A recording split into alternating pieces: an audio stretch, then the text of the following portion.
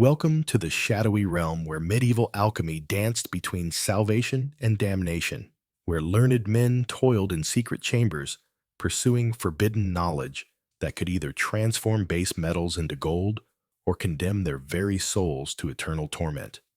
Before we venture into these dark corners of history, I'm curious to know where you're joining me from tonight and what time it is in your corner of the world. Whether you're settling in for the evening in Prague or greeting the dawn in Tokyo, I'm grateful to have you here for this journey into one of history's most misunderstood arts.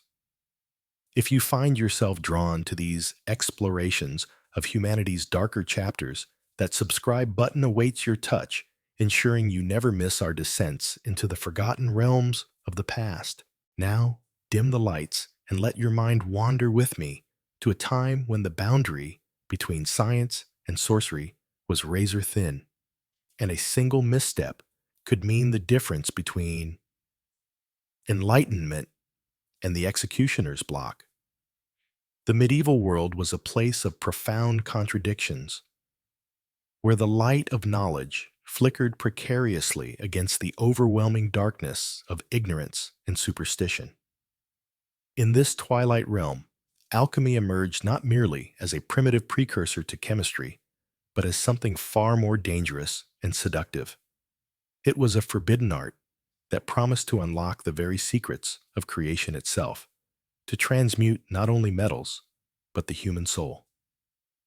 Picture, if you will, a stone chamber, hidden beneath the foundations of a monastery. The air hangs thick with the acrid smoke of sulfur and mercury, while strange symbols cover every surface, their meanings known only to the initiated. Here, by the guttering light of candles, a hooded figure hunches over bubbling retorts and glowing furnaces, seeking to accomplish what God Himself had done in the act of creation. This was the alchemist's domain, a place where the sacred and the profane merged into something altogether more sinister. To understand the true darkness that lurked within medieval alchemy, we must first grasp how deeply it was intertwined with the spiritual and political fabric of its time. The Catholic Church, that towering institution which dominated every aspect of medieval life, viewed alchemy with a mixture of fascination and terror. On one hand, many churchmen were themselves practitioners, seeing in the art a way to understand God's creation more intimately. On the other, the church hierarchy recognized the inherent danger in allowing common men to believe they could manipulate the fundamental forces of existence. The very foundations of alchemical practice rested upon a worldview that was both profoundly Christian and subtly heretical. Alchemists believed that all matter possessed a spiritual essence, that the physical and metaphysical worlds were inextricably linked. This wasn't merely about turning lead into gold, though that remained the most famous and coveted goal. It was about achieving what they called the great work, the magnum opus, a process that would culminate in the creation of the philosopher's stone, a substance that could not only transmute base metals, but grant eternal life and perfect wisdom. But herein lay the first seeds of darkness. In claiming they could create such a stone, alchemists were essentially claiming they could replicate or even surpass divine power. They sought to become like gods themselves, masters of life and death, creators of perfection in an imperfect world. The hubris inherent in such claims did not go unnoticed by church authorities, who began to see in alchemy not just a natural philosophy, but a challenge to the very order that God had established. The language of alchemy was deliberately obscure, shrouded in symbols and metaphors that served both to protect its secrets and to hide its practitioners from persecution. Mercury, sulfur, and salt became the three philosophical principles representing spirit, soul, and body respectively. The union of the Red King and White Queen symbolized the marriage of opposites necessary for transmutation. Dragons devouring their own tails represented the cyclical nature of the alchemical process. But beneath these seemingly innocent symbols lay darker implications. Consider the concept of the negrado, the blackening, the first stage of the alchemical process. This wasn't merely a chemical operation, but a spiritual one, representing the death and putrefaction necessary before rebirth could occur. Alchemist spoke of killing the king, of dissolving the perfect into its constituent chaos before it could be reborn in a higher form. The imagery was violent, disturbing, and to many minds, blasphemous. How could good Christians speak so casually of death and dissolution, even in metaphorical terms? The practitioners themselves were often men who lived on the margins of society, scholars who had perhaps delved too deeply into forbidden texts, physicians who had grown dissatisfied with the limitations of conventional medicine, or simply desperate souls seeking the wealth that successful transmutation would bring. They gathered in secret societies, bound together by oaths of secrecy, and shared pursuit of knowledge that the world deemed dangerous. One of the most notorious figures in medieval alchemy was the mysterious Ga, whose true identity remains shrouded in controversy. Some claim he was the 8th century Islamic scholar Jabir ibn Hayyan, while others believe Guber was a pseudonym used by various European alchemists. Regardless of his true identity, the works attributed to Ga were filled with processes that seemed to border on the demonic. He wrote of creating artificial life, of substances that could eat through any material, of powders that could kill with the slightest touch. The pursuit of the philosopher's stone led many alchemists down increasingly dark paths. Some began to experiment with human subjects, believing that the same principles that could transmute metals could also transform the human body and soul. There were whispered rumors of alchemists who attempted to create homunculi, artificial humans grown in glass vessels fed on blood and other unspeakable substances. These creatures, if they existed at all, were said to possess knowledge beyond mortal comprehension, but at a cost that no righteous person should pay. The economic implications of alchemy were equally disturbing. If someone could truly transmute base metals into gold, they could destabilize entire kingdoms overnight. The careful balance of power that existed between monarchs, merchants, and the church depended upon the scarcity and intrinsic value of precious metals. A successful alchemist could in theory destroy this balance, flooding the market with gold and rendering the currency worthless. It's no wonder that many rulers viewed alchemists with suspicion, even as they secretly funded their research in hopes of gaining an advantage over their rivals. The workshop of a medieval alchemist was a place that would have seemed like a vision of hell to most contemporary observers. The air rire of chemicals and burning substances creating an atmosphere that was both literally and figuratively toxic. Strange apparatus filled every corner, vessels with serpentine tubes connecting them in configurations that seemed designed more for summoning demons than conducting natural philosophy. The walls were often covered with charts showing the correspondence between planets, metals, and bodily organs, reflecting the alchemical belief that the microcosm of human existence mirrored the macrocosm of the universe. In these chambers, alchemists performed operations that had names borrowed from torture and execution. They spoke of calcination, dissolution, separation, conjunction, putrefaction, coagulation, sation, sublimation, fermentation, exaltation, multiplication, and projection. Each stage required specific conditions, precise timing, and often dangerous substances. Mercury, that quicksilver metal that seemed to exist between liquid and solid states, was particularly prized and particularly dangerous. Its vapors could drive men mad, causing tremors, memory loss, and eventually death. The social status of alchemists was precarious at best. While some like Albertus Magnus and Roger Bacon were respected scholars who pursued alchemy alongside their other studies, many practitioners existed in a gray area between respectability and criminality. They were often accused of fraud, particularly when their promised transmutations failed to materialize. Kings and nobles who had funded alchemical research sometimes turned violently against their former protégés when the gold failed to appear, viewing them as charlatans who had stolen royal funds under false pretenses. The connection between alchemy and magic was always present, lurking beneath the surface of even the most scholarly treatises. Alchemists claimed their art was natural philosophy, but their methods often involved rituals that seemed indistinguishable from magical practices. They worked according to astrological timing, believing that the positions of planets and stars influenced the success of their operations. They inscribed their vessels with symbols that bore uncomfortable resemblances to the sigils used in demonic summoning. They burned incenses and recited incantations that could easily have been mistaken for spells.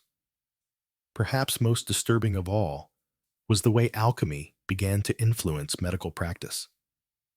Physician alchemists like Paracelsus claimed that the same principles that govern the transmutation of metals could be applied to healing the human body. They created medicines of unprecedented potency, substances that could cure diseases that had previously been considered hopeless. But these same medicines were often poisons in larger doses, and the line between healing and harming became increasingly blurred. The pursuit of the elixir of life, that legendary substance that could grant immortality, led some alchemists to experiment with increasingly exotic and dangerous materials. They distilled the blood of young men, believing it contained the essence of vitality. They sought to extract the quintessence from precious stones, plants, and even human remains. Some claimed to have discovered methods for preserving the body indefinitely, creating what they called the philosophical mercury that could prevent decay and death. But perhaps the darkest aspect of medieval alchemy was its relationship with power and corruption. Kings and princes who sought alchemical knowledge weren't primarily interested in advancing human understanding. They wanted weapons. They wanted gold. They wanted the ability to control and dominate their enemies. The knowledge that alchemists possessed could be used to create poisons that left no trace, explosives that could bring down castle walls, or acids that could eat through the strongest armor. The famous alchemist John Dee, who served as an advisor to Queen Elizabeth, there exemplified this dangerous intersection of knowledge and power. Dee claimed to communicate with angels through his crystal ball, receiving instructions for alchemical operations that would grant England dominion over the entire world. His influence over the Queen was so great that many suspected him of using alchemical means to enchant her, bending her will to his own purposes through supernatural means. The workshop practices of medieval alchemists often involved procedures that seemed designed to blur the line between the scientific and the supernatural. They would begin their work only at certain phases of the moon. Believing that lunar influences affected the success of their operations, they performed elaborate purification rituals, not just of their materials, but of themselves. Fasting and praying for days before attempting important transmutations. Some claimed that the presence of a pregnant woman or a menstruating woman could completely ruin an operation, reflecting the deep misogyny that permeated medieval society. The materials used in alchemical operations were often chosen as much for their symbolic significance as for their chemical properties. Cinnabar, with its brilliant red color, represented the blood of the earth. Antimony, which could purify gold while destroying other metals, became a symbol of spiritual purification through trial. Lead, the basest of metals, represented the fallen state of humanity, while gold symbolized divine perfection. These correspondences weren't merely poetic. Alchemists believed they reflected fundamental truths about the nature of reality. The process of creating the philosopher's stone was said to take years, or even decades, requiring not just technical skill, but spiritual development on the part of the alchemist. Many practitioners claimed that the stone could only be created by someone who had achieved a state of moral and spiritual perfection, someone who had overcome the base desires of human nature, just as the stone overcame the base nature of common metals. This belief led some alchemists to embrace extreme aesthetic practices, depriving themselves of food, sleep, and human companionship in pursuit of the purity necessary for their work. But the pursuit of perfection often led to its opposite. Cut off from normal human society, working in isolation with dangerous materials, and exposed to toxic fumes, many alchemists began to exhibit signs of madness. They became obsessed with their work, to the exclusion of all else, neglecting their families, their health, and their souls. Some claimed to receive visions of the secret processes they needed to complete their work, but others around them suspected these visions were symptoms of mercury poisoning or simple insanity. The economic impact of alchemy extended far beyond the workshops of individual practitioners. The promise of cheap gold attracted investment from merchants and nobles who saw the potential for enormous profits. Entire fortunes were spent funding alchemical research money that could have been used to improve the lives of common people or fund more practical endeavors. When these investments inevitably failed, the economic consequences rippled throughout society, contributing to the financial instability that plagued much of medieval Europe. The relationship between alchemy and the emerging universities was complex and often hostile. While some scholars embraced alchemical studies as a legitimate branch of natural philosophy, others viewed it as a corruption of true learning. The universities were supposed to be places where knowledge was shared openly, but alchemy demanded secrecy. Academic debates were meant to be conducted through rational argument, but alchemical disputes often involved accusations of incompetence, fraud, or even demonic influence. The tools and apparatus used by medieval alchemists were marvels of ingenuity, but they were also instruments of potential destruction. The Athanor, or philosopher's furnace, could reach temperatures that no ordinary fire could match, hot enough to melt metals that had never been liquefied before. The pelican, a vessel designed for continuous circulation of liquids, could concentrate substances to dangerous levels of potency. The YIC, used for distillation, could separate the most volatile and reactive components from apparently stable compounds. These devices weren't just laboratory equipment. They were sources of power that could be turned to destructive purposes. The same techniques used to purify metals could be used to concentrate poisons. The same furnaces used for transmutation could be used to create weapons of unprecedented destructive capability. Some alchemists openly boasted of their ability to create Greek fire, that legendary incendiary weapon that could burn on water and couldn't be extinguished by conventional means. The secrecy that surrounded alchemical practice wasn't just about protecting trade secrets. It was about survival. In a world where the church could condemn someone as a heretic for holding the wrong opinions about transubstantiation, the alchemical claim to be able to transform substances at their fundamental level was inherently dangerous.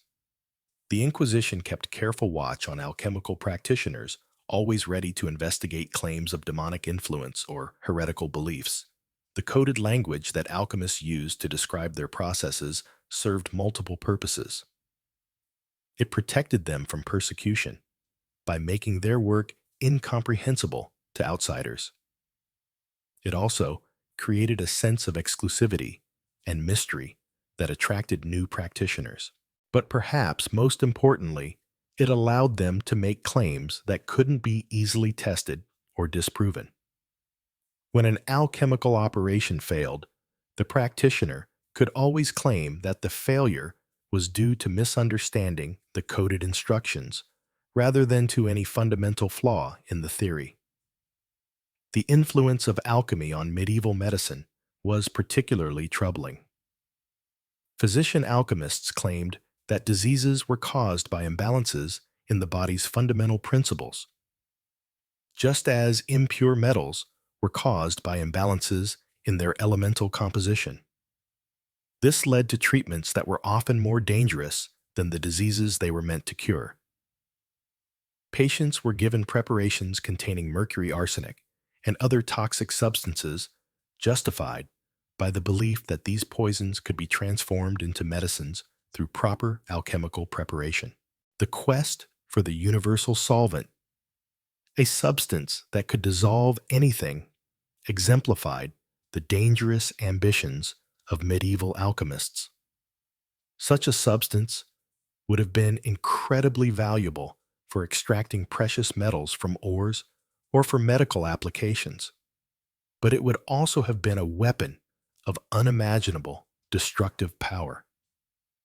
The very idea of creating something that could dissolve any container, any barrier, any defense should have given pause to anyone who considered the implications.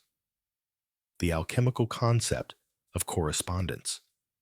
The belief that everything in the universe was connected to everything else through hidden sympathies and influences led to practices that modern minds would consider delusional at best and dangerous at worst. Alchemists believed that operations performed on metals could influence human health, that the creation of artificial gold could grant the creator supernatural powers, that the success or failure of their work depended on their moral state and spiritual development. As we delve deeper into the darkness that surrounded medieval alchemy, we begin to see how this supposedly noble pursuit of knowledge became entangled with humanity's basest desires for power, wealth, and dominion over others. The alchemist's laboratory was not just a place of learning, but a forge where ambition and desperation were transmuted into practices that threatened the very foundations of medieval society. The apprenticeship system that governed the transmission of alchemical knowledge was particularly prone to abuse. Young men, desperate to learn the secrets of transmutation, would indenture themselves to masters who might or might not possess genuine knowledge. These apprentices were sworn to secrecy, cut off from outside contact, and subjected to years of labor that might amount to nothing more than elaborate deception. Some masters used their apprentices as test subjects for dangerous experiments, justifying the risk by claiming that the knowledge gained would benefit all humanity.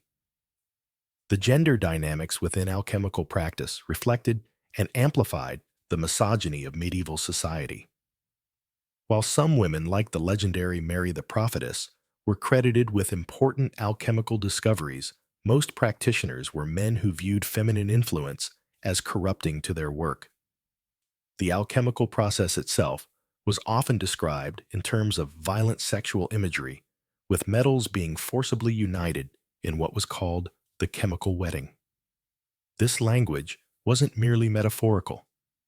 It reflected deep-seated beliefs about the nature of power and transformation that had disturbing implications for how these men viewed and treated actual women.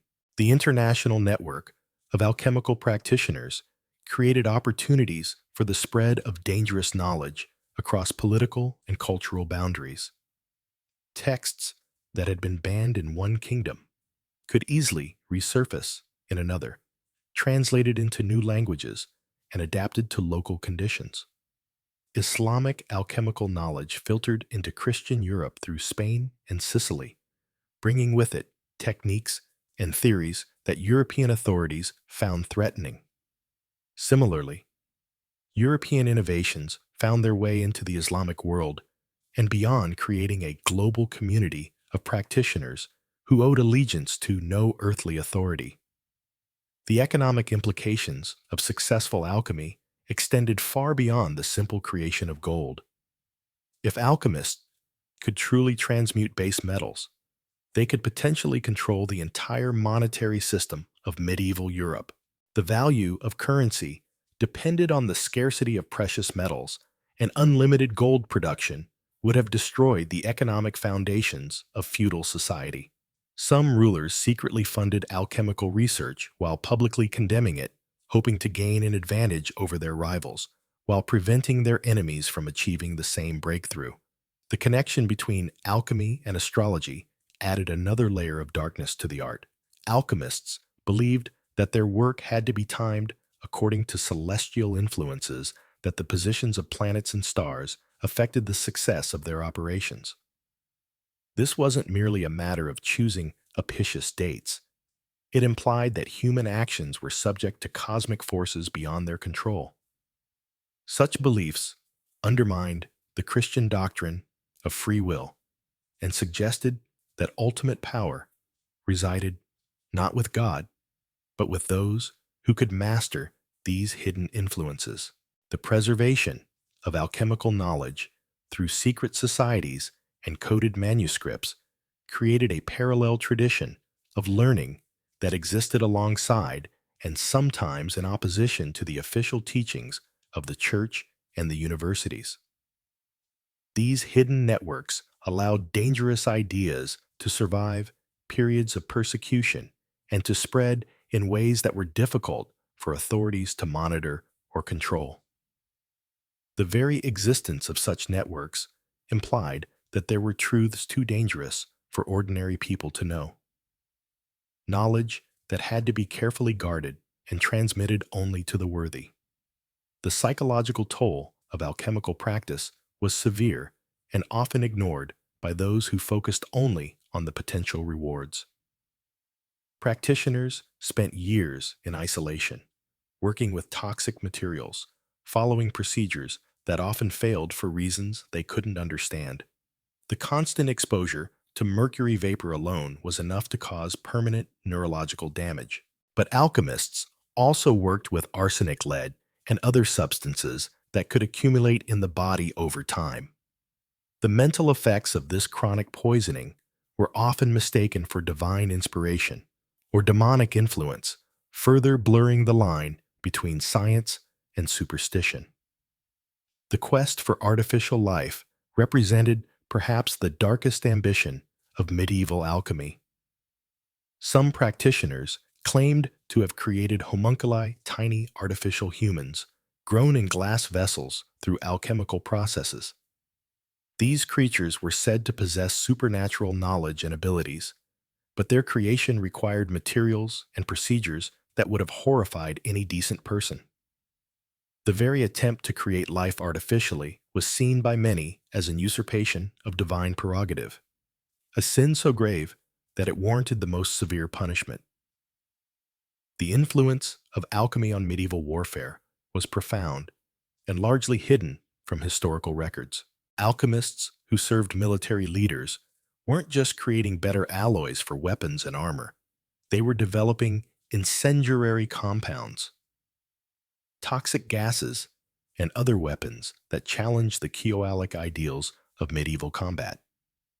The knowledge of how to create such weapons was carefully guarded, but its existence changed the calculations of military planners and political leaders throughout Europe. The relationship between alchemy and emerging banking systems was complex and often corrupt. Merchants who claimed to have alchemical knowledge could attract investors and creditors who hoped to profit from transmutation. Some used this supposed knowledge to justify elaborate financial schemes that were essentially early forms of pyramid schemes or Ponzi schemes. When these schemes inevitably collapsed, they often took entire merchant houses and banking families down with them, contributing to the economic instability that plagued much of medieval Europe. The medicinal applications of alchemy were particularly dangerous because they combined genuine therapeutic effects with toxic side effects in ways that weren't well understood. Alchemical preparations containing mercury or antimony might indeed cure certain diseases, but they could also cause permanent damage to the nervous system, kidneys, or other organs. Patients who recovered from their original illness might find themselves suffering from new ailments caused by their treatment, creating a cycle of dependency on increasingly exotic and dangerous remedies. The spiritual claims of alchemy were perhaps the most insidious aspect of the art because they offered apparent religious justification for practices that were fundamentally materialistic and self-serving.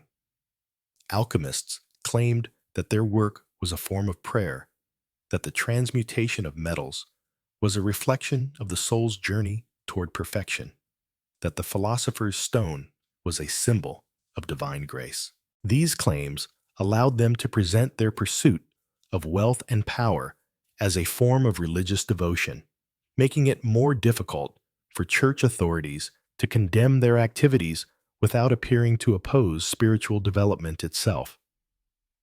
The environmental impact of medieval alchemical practice was severe and largely ignored by practitioners who were focused on their immediate goals. The furnaces used for transmutation consumed enormous quantities of wood and charcoal, contributing to deforestation around major centers of alchemical activity. The toxic waste products of failed experiments were often simply dumped into rivers or buried in shallow pits, contaminating water supplies and soil for generations. The very air around alchemical workshops was poisoned by the constant emission of mercury vapor, sulfur compounds, and other toxic gases. As we reach the end of our exploration into the dark heart of medieval alchemy, we're left with a sobering understanding of how humanity's noblest aspirations can become corrupted when they're pursued without regard for moral constraints or social responsibility. The alchemists of the Middle Ages weren't evil men for the most part. They were seekers of knowledge, driven by curiosity and ambition, hoping to unlock secrets that would benefit all humanity. But their methods, their secrecy, and their willingness to ignore the potential consequences of their work created a tradition that was as dangerous as it was alluring. The legacy of medieval alchemy extends far beyond the eventual development of modern chemistry. It established patterns of secretive research of knowledge hoarded by elites of technological development, pursued without regard for its social implications. These patterns would resurface again and again throughout history, from the alchemical workshops of the Renaissance to the secret laboratories of the atomic age. The true darkness of medieval alchemy lay not in any supernatural evil, but in the very human tendency to pursue power and knowledge without wisdom, to seek transformation without understanding, to promise miracles while creating monsters. In their quest to transmute base metals into gold, the alchemists of the Middle Ages revealed something far more disturbing: the ease with which noble intentions can be corrupted, and the terrible price that society pays when brilliant minds pursue their ambitions without restraint. As you drift off to sleep tonight, perhaps you'll dream of those long-ago workshops filled with flickering flames and bubbling retorts where men in robes bent over their mysterious work. But remember that the real horror of medieval alchemy wasn't in its failures, but in its partial successes, the moments when practitioners glimpsed genuine power and chose to pursue it regardless of the cost. The medieval world was shrouded in mystery, but none more perilous than the shadowy practice of alchemy. While most peasants toiled in the fields under the watchful eye of their lords, a select few dared to delve into forbidden knowledge that promised untold power. These weren't the learned scholars of great universities, but desperate souls dwelling on the fringes of society, conducting their experiments in hidden cellars and abandoned monasteries far from the prying eyes of church authorities. You see, by the 14th century, alchemy had evolved far beyond the simple transmutation of base metals into gold. It had become something darker, something that threatened the very foundations of medieval society. The alchemists of this era weren't content with mere wealth. They sought the ultimate prize, the creation of life itself, the power to cheat death and dominion over the natural world that God had ordained. Consider the case of Brother Marcus, a Benedictine monk who abandoned his vows in 1347 to pursue the great work. In the dank cellars beneath the ruins of an abandoned priory, he constructed an elaborate laboratory filled with glass vessels, furnaces, and arcane instruments. His journals, discovered centuries later, reveal experiments that would make even modern scientists recoil in horror. He wrote of creating artificial beings who newly, by combining human blood with mercury and sulfur under specific astrological conditions. The process itself was a grotesque mockery of divine creation. Marcus would begin during the dark of the moon, when malevolent spirits were said to be most active. He'd heat mercury in a sealed vessel for 40 days and nights, adding drops of blood drawn from condemned criminals at the moment of their execution. The resulting amalgam, he claimed, would writhe and pulse with an unholy life of its own. But Marcus wasn't working alone. Across Europe, a network of rogue alchemists shared their forbidden knowledge through coded manuscripts and secret symbols carved into monastery walls. They communicated in a language of dragons and lions, of red kings and white queens, concealing their true purposes from those who would see them burned as heretics. The Church's response was swift and merciless. Pope Innocent IV issued the papal bull Spondent, Quas non exhibit, in 1317, explicitly condemning alchemical practices as works of the devil. Yet this only drove the practitioners deeper underground, making their work more dangerous and their methods more extreme. Take the notorious case of Nicholas FLL, the Parisian scrivener who claimed to have discovered the philosopher's stone. While history remembers him as a successful alchemist who achieved transmutation, the darker truth lies in his methods. FLL's workshop, hidden beneath his scriptorium, was a channel house of experimentation. He used human remains, grave dirt, and the blood of newborns in his work, believing that life essence was the key component in his elixir of immortality. The psychological toll on these practitioners was immense. Prolonged exposure to mercury vapors caused tremors, hallucinations, and gradual mental deterioration. Many alchemists reported vivid dreams where demons instructed them in their work, and some claimed to have made pacts with infernal powers in exchange for knowledge. The line between scientific inquiry and demonic possession became increasingly blurred. What made medieval alchemy particularly insidious was its parasitic relationship with legitimate learning. Monasteries, the centers of scholarly activity, became breeding grounds for heretical practices.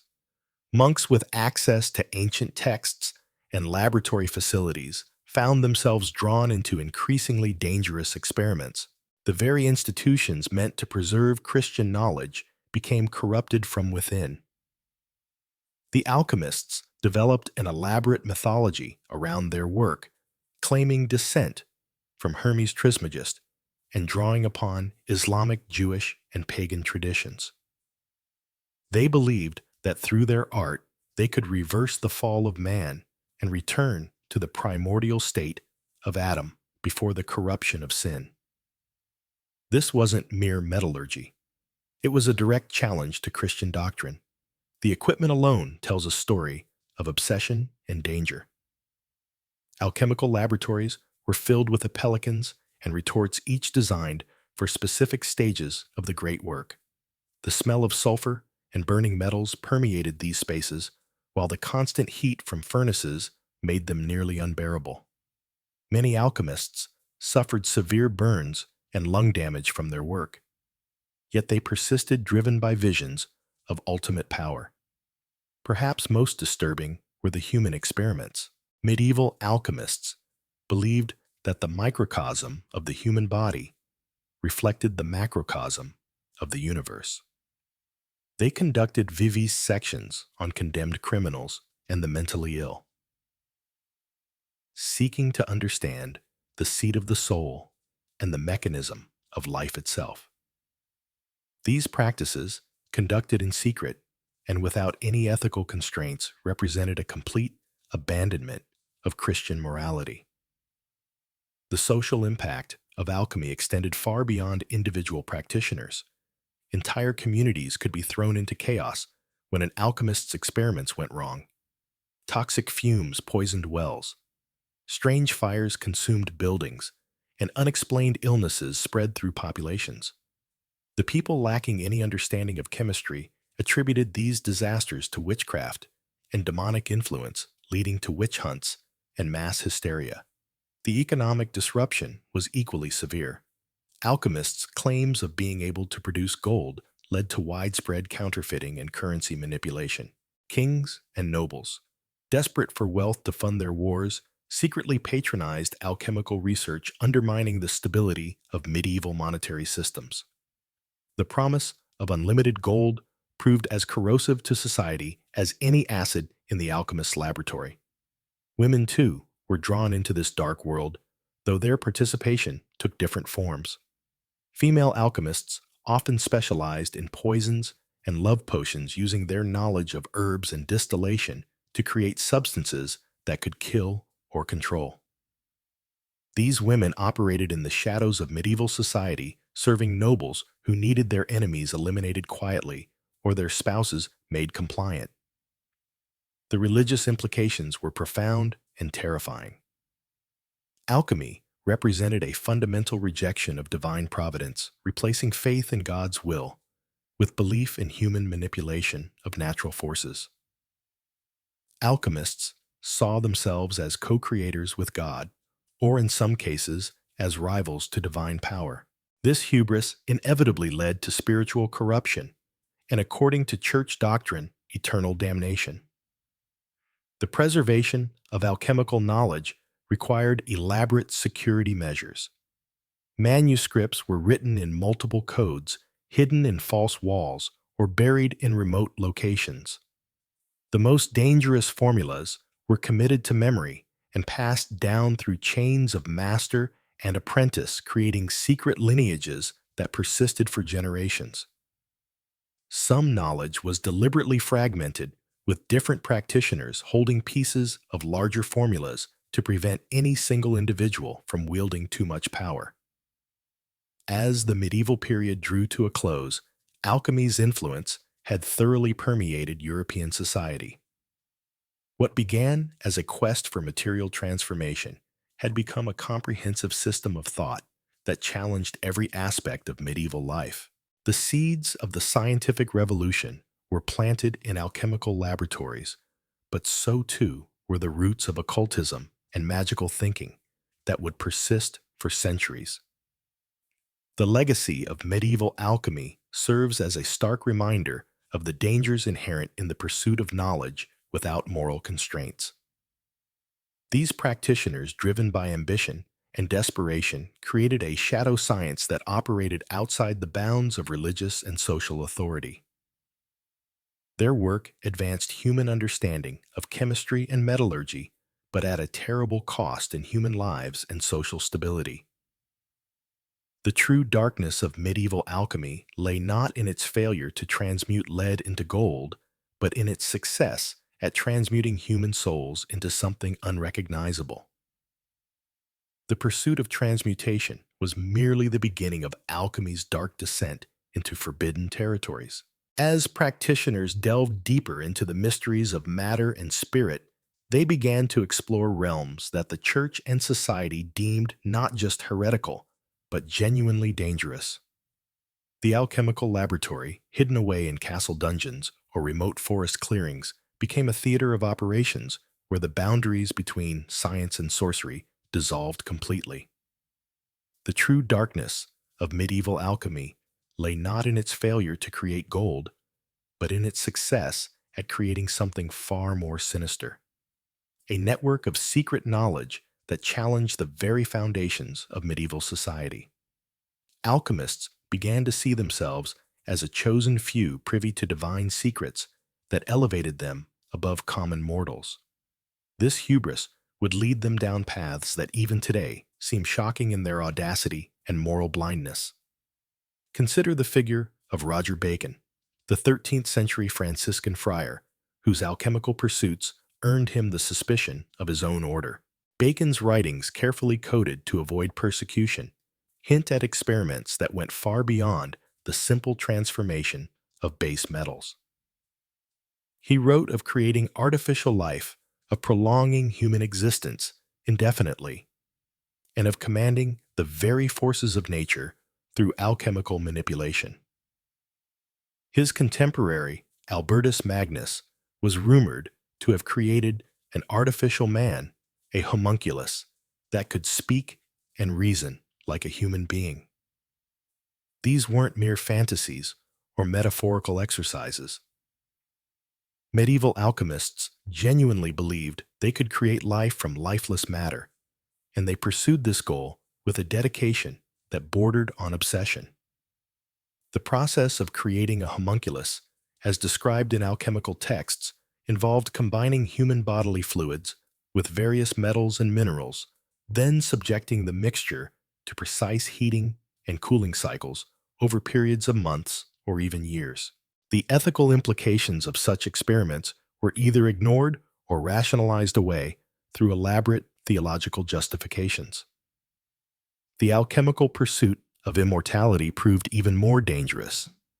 Unlike modern medical research, which seeks to extend healthy human life, medieval alchemists often pursued immortality through means that required the exploitation or destruction of others.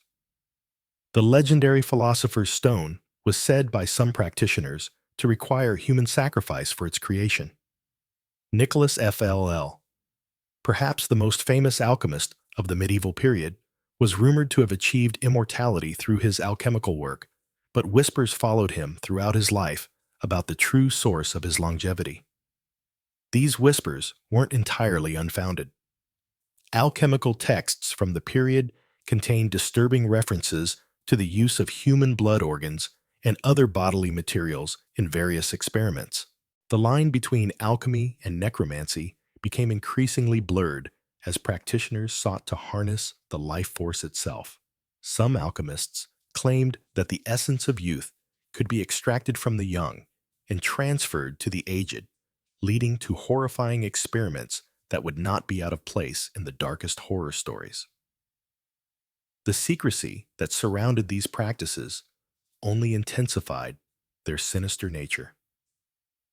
Alchemists developed elaborate systems of symbols, codes, and metaphors to conceal their work from prying eyes. What appeared to be a recipe for transmuting lead into gold might actually be instructions for creating deadly poisons or performing ritual magic. The famous alchemical symbol of the Ouroboros, the serpent eating its own tail, took on new meaning when understood as a representation of the endless cycle of destruction and creation that alchemists sought to master. This culture of secrecy bred its own darkness. Alchemical societies became closed circles where moral boundaries were gradually eroded through peer pressure and shared complicity. Young apprentices were slowly introduced to increasingly questionable practices, their consciences numbed through a combination of intellectual rationalization and gradual exposure to horror. The pursuit of knowledge became an end in itself, divorced from any consideration of human cost or moral consequence. The economic motivations behind alchemy also contributed to its corruption. Wealthy patrons, desperate for gold or eternal life, provided funding for experiments with few questions asked about methodology. Alchemists found themselves in the position of having to produce results regardless of the means required. This pressure led to increasingly desperate and dangerous experiments as practitioners risked everything in pursuit of the ultimate prize. The social isolation of alchemists further contributed to their moral decay. Rejected by mainstream society and condemned by the church, They formed their own communities with their own ethical standards. What would have been unthinkable to a normal medieval citizen became routine within alchemical circles. The taking of human life for experimental purposes, the theft of corpses from graveyards, the kidnapping of children for horrific rituals. All of these became acceptable within the twisted logic of alchemical pursuit. Perhaps most disturbing of all was the way that genuine scientific discovery became intertwined with these dark practices. Alchemists did make real advances in chemistry, metallurgy, and medicine. They developed new techniques for distillation, discovered new chemical compounds, and advanced understanding of natural processes. But these legitimate achievements were inseparable from the darker aspects of their work, creating a body of knowledge that was simultaneously valuable and cursed. The apparatus used in these experiments tells its own story of descent into darkness. Alchemical laboratories were filled with strange devices, not just for chemical processes, but for the manipulation of life itself. Distillation equipment was modified to process human blood and other bodily fluids. Furnaces were designed to accommodate materials that no legitimate craftsman would ever handle. Glass vessels bore symbols and inscriptions that had nothing to do with chemistry and everything to do with summoning and binding supernatural forces. The psychological toll on the alchemists themselves was severe. Many showed signs of what we would now recognize as severe mental illness brought on by exposure to toxic substances, social isolation, and the cognitive dissonance of pursuing knowledge through increasingly immoral means. Their writings from later periods often show paranoia, grandiosity, and a complete disconnection from normal human empathy. They began to see other people not as fellow human beings, but as sources of raw materials for their experiments. The corruption spread beyond individual alchemists to contaminate entire networks of practitioners. Secret societies developed that were devoted not to the advancement of knowledge, but to the accumulation of power through alchemical means. These groups infiltrated royal courts, merchant guilds, and even religious institutions, using their hidden knowledge to manipulate events from behind the scenes. The very secrecy that protected them from persecution also allowed them to operate without oversight or accountability. As these networks grew in power and influence, they began to pose a genuine threat to social stability. Kings and nobles, who had once patronized alchemists, began to fear them, realizing too late that they had unleashed forces beyond their control. The knowledge that alchemists possessed could be used not just to create gold, but to create poisons undetectable by any known means to influence minds through chemical manipulation and to bring about death or madness in enemies from a distance. The environmental impact of alchemical practices was also severe, though little understood at the time. The pursuit of transmutation required the use of mercury-lead arsenic and other toxic substances in quantities that contaminated entire regions around alchemical laboratories. Wells were poisoned, soil was rendered barren, and wildlife died in large numbers. The alchemists themselves often suffered from heavy metal poisoning, which may have contributed to their increasingly erratic behavior and moral blindness. The ultimate tragedy of medieval alchemy was not its failure to achieve its stated goals, but its success in demonstrating the depths to which human beings could sink in pursuit of knowledge and power. The practitioners who began as seekers after truth ended as merchants of death. Their laboratories transformed from places of learning into chambers of horror. The secret writes how medieval alchemists served forbidden masters.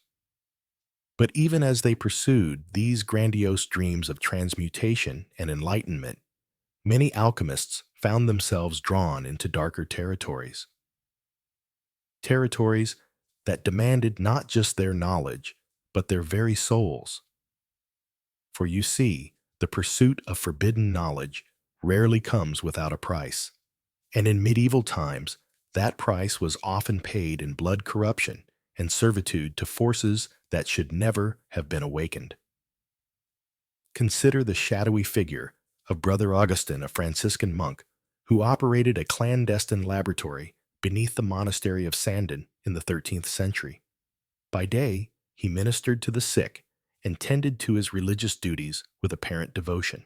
By night, he descended into chambers carved from living rock, where the air hung thick with sulphurous vapors, and the walls bore inscriptions in languages that predated Christ himself.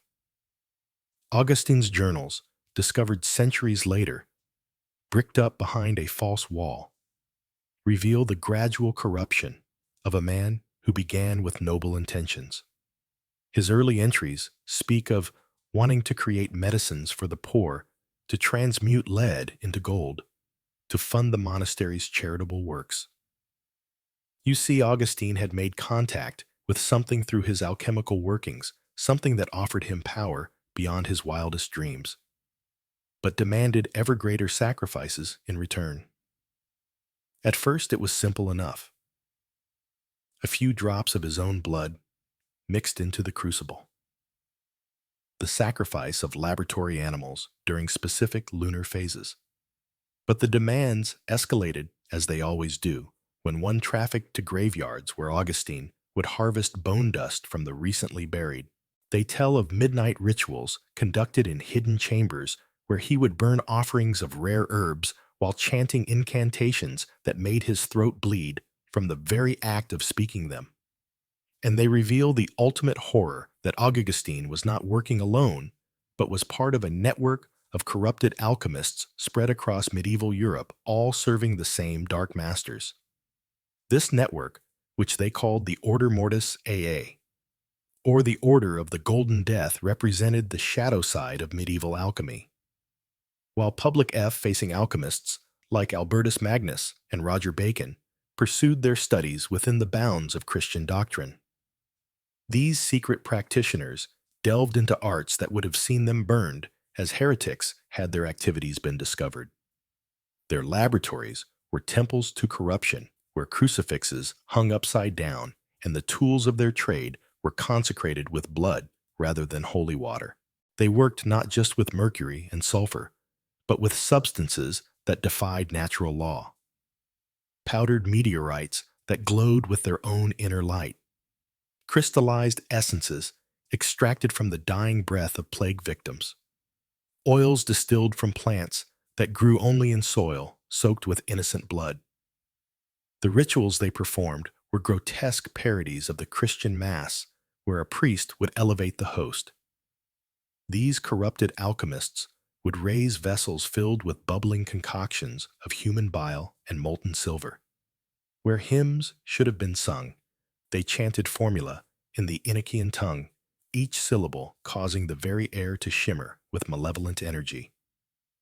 Their goal was nothing less than the complete inversion of the natural order. They sought not the philosopher's stone of legend, but something far more sinister, the lapis mortis, or death stone, a substance that could grant immortality through the consumption of life force itself. To create this abomination required the systematic corruption of every element involved in its creation. Water had to be drawn from wells poisoned with the bones of saints. Fire had to be kindled with wood from trees struck by lightning during thunderstorms.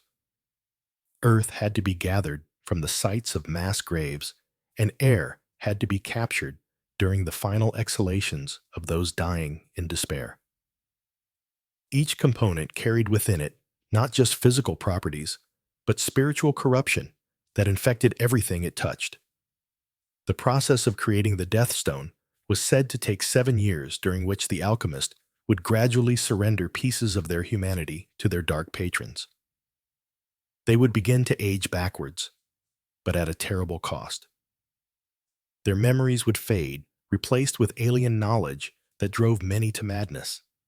Their bodies would become vessels for entities from beyond the veil, sharing space with consciousnesses that viewed human suffering as a form of entertainment. Brother Augustine's final entries describe the completion of his great work. He writes of the moment when the death stone finally coalesced in his crucible, a sphere of absolute blackness that seemed to devour light itself. But his triumph was short-lived. The journal ends abruptly with a single line repeated dozens of times. They have come to collect. They have come to collect. When his body was found 3 days later, it had been aged to dust while still maintaining its human form. A gentle touch was enough to reduce him to a pile of gray powder, leaving only his robes and the terrible knowledge contained within his hidden laboratory. The Order of the Golden Death did not die with Augustinar. If anything, his fate served as a cautionary tale that only made the surviving members more careful in their activities. They developed elaborate codes for communicating with one another, hidden within seemingly innocent alchemical treatises. They created safe houses in major cities where members could find sanctuary when their activities attracted unwanted attention. And they recruited new members from among the desperate and the ambitious. Those who would willingly trade their souls for a taste of forbidden power. These recruiting efforts often targeted young alchemists who had shown promise but lacked the resources to pursue their studies through legitimate means. The order would approach them through intermediaries, offering access to rare texts and materials that could not be obtained through normal channels. The initial requests seemed harmless enough. Copy this formula, test this procedure, report your results through the designated channels. But with each task completed, the young alchemist would find themselves drawn deeper into the order's web of corruption. The formulas they copied contained hidden meanings that only became clear when combined with others. The procedures they tested required increasingly questionable materials, and the results they reported were used to further the order's ultimate goal of opening permanent gateways between our world and the realms of their dark patrons. One such recruit was Elena of Padua, a brilliant young woman who had disguised herself as a man to study at the university. Her natural talent for alchemical work caught the attention of order representatives who saw in her both potential and vulnerability. Trapped between her desire for knowledge and the constant fear of discovery, Elena was particularly susceptible to their offers of assistance. They provided her with a private laboratory where she could work without fear of exposure. They gave her access to texts that had been banned by the church for centuries, and they offered her a chance to pursue the great work without the constant interference of male colleagues who questioned her right to study alongside them. What Elena didn't realize was that her new patrons were slowly corrupting her research. The texts they provided had been altered in subtle ways, introducing blasphemous elements into otherwise legitimate alchemical procedures. The laboratory they gave her was built over a site where the order had conducted human sacrifices for decades, and the very walls were saturated with malevolent energy that influenced her thinking. Gradually, Elena's work began to change. Her early experiments with plant essences gave way to studies of animal humors. Her attempts to purify base metals evolved into efforts to corrupt precious ones, and her quest for the philosopher's stone transformed into something far more sinister. The creation of homunculi, artificial beings animated by trapped human souls. The process Elena developed was a masterpiece of corrupted alchemy. She would begin by creating a mixture of human blood semen and bone marrow, combined with specific minerals that could only be found in certain cursed locations. This mixture would be sealed in a glass vessel and buried in consecrated ground for 40 days and 40 nights, during which time Elena would perform daily rituals to imbue it with the necessary spiritual energy. When the vessel was finally unearthed, the contents would have transformed into a fleshy mass roughly the size and shape of a human infant. But this was not life as God intended it. The homunculus was animated by a human soul that had been torn from its natural path to the afterlife and bound to serve its creator.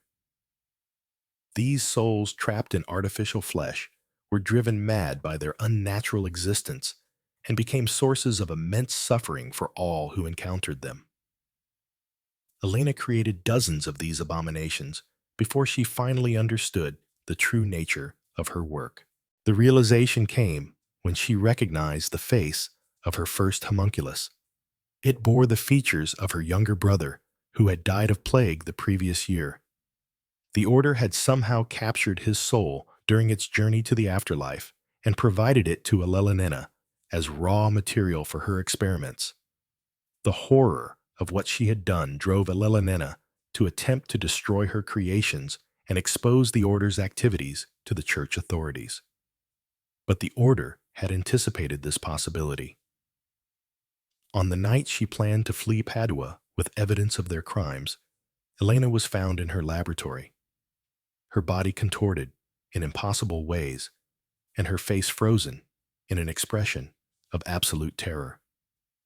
The official cause of death was recorded as heart failure brought on by excessive study, but those who found her noted that every glass vessel in the laboratory had been shattered from the inside, as if something had tried desperately to escape.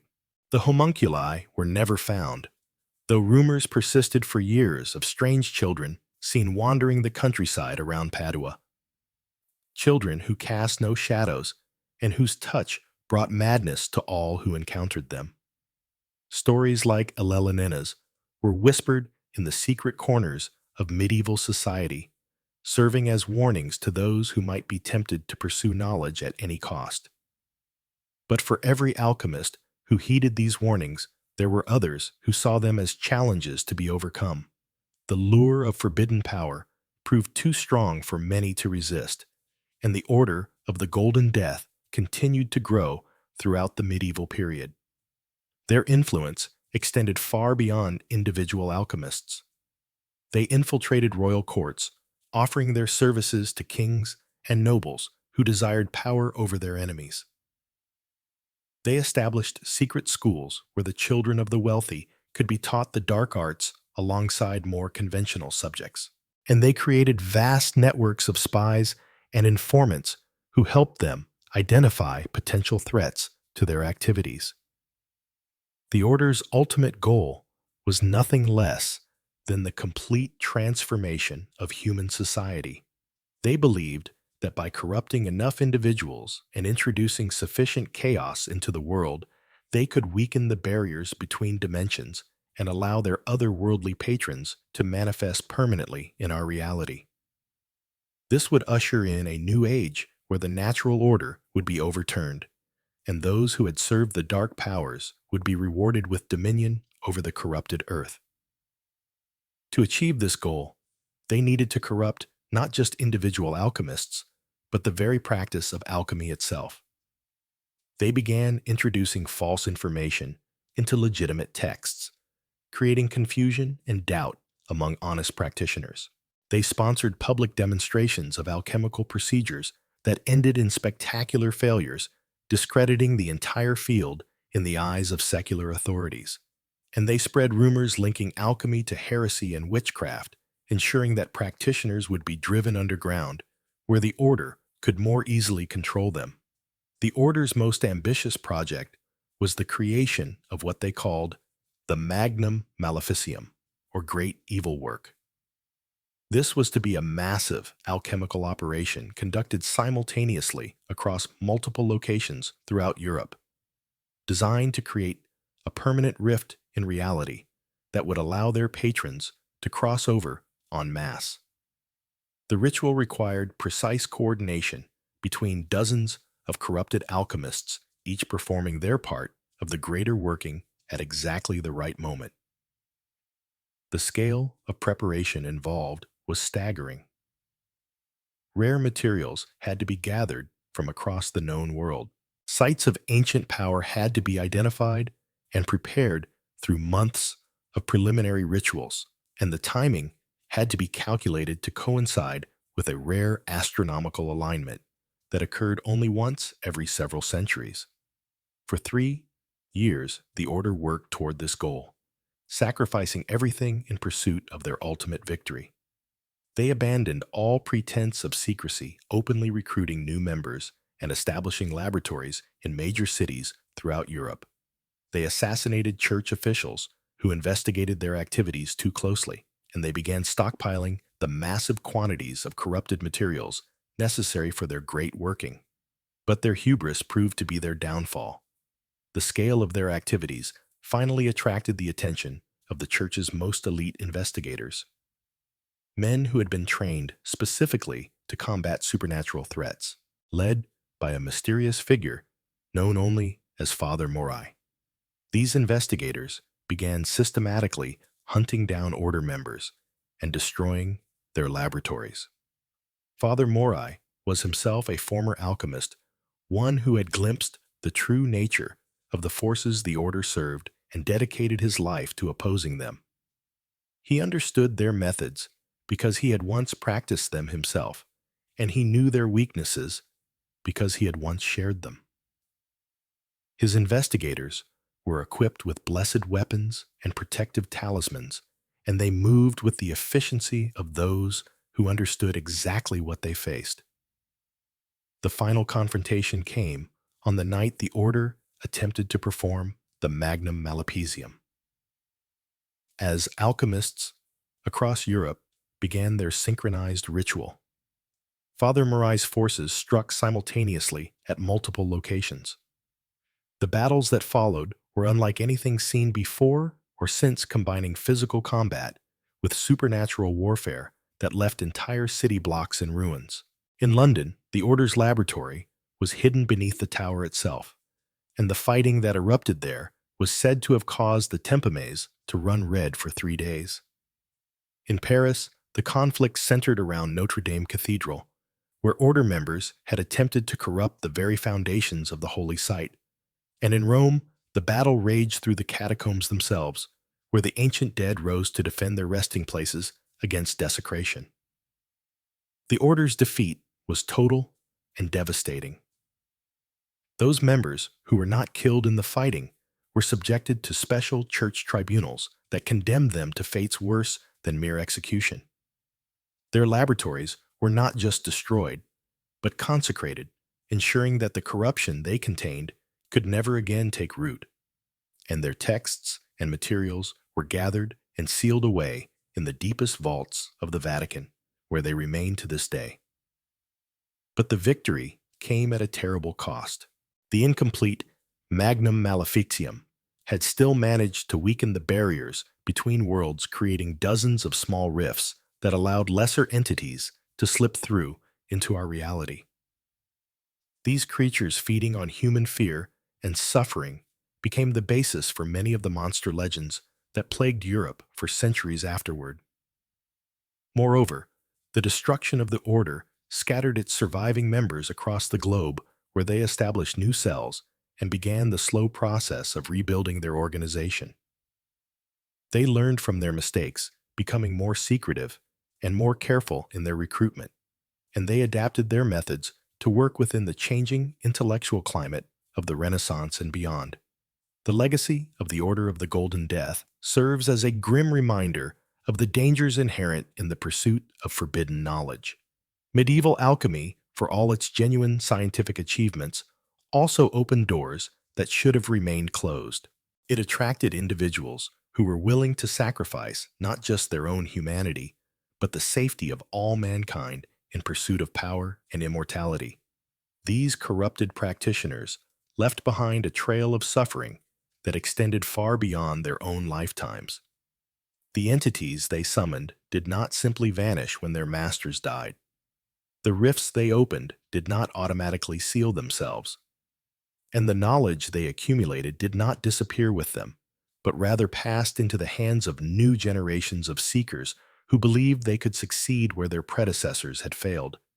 In the hidden archives of ancient monasteries In the secret vaults of noble families, fragments of their work still survive.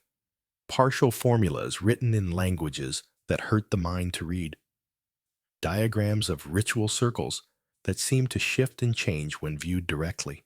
And warnings scrolled in margins by those who recognized the true nature of what they had discovered and tried desperately to prevent others from following the same dark path. The true horror of medieval alchemy's shadow side lies not in the dramatic battles between good and evil, but in the gradual corruption of individuals who began with noble intentions. Every member of the Order of the Golden Death started as someone seeking knowledge, healing, or enlightenment. But step by step, compromise by compromise, they allowed themselves to be drawn into practices that ultimately consumed not just their souls, but their very humanity. And perhaps most terrifying of all, they enjoyed it. The surviving records make clear that these corrupted alchemists took genuine pleasure in their dark work. They reveled in the power it gave them over others. They delighted in the forbidden knowledge they accumulated, and they found a twisted satisfaction in serving masters whose ultimate goal was the destruction of everything they had once held dear. This, then, was the true dark truth behind medieval alchemy. Not simply that it was dangerous or that it sometimes failed, but that it could transform good people into willing servants of evil. It offered a path to power that seemed reasonable and justified, but ultimately led to damnation for those who walked it too far. And it left behind a legacy of corruption that continues to influence the hidden corners of our world to this very day. The wise reader will take these words as both warning and wisdom. Knowledge is indeed power, but power without wisdom is destruction. The pursuit of truth is noble, but truth pursued without moral foundation becomes its own form of lie.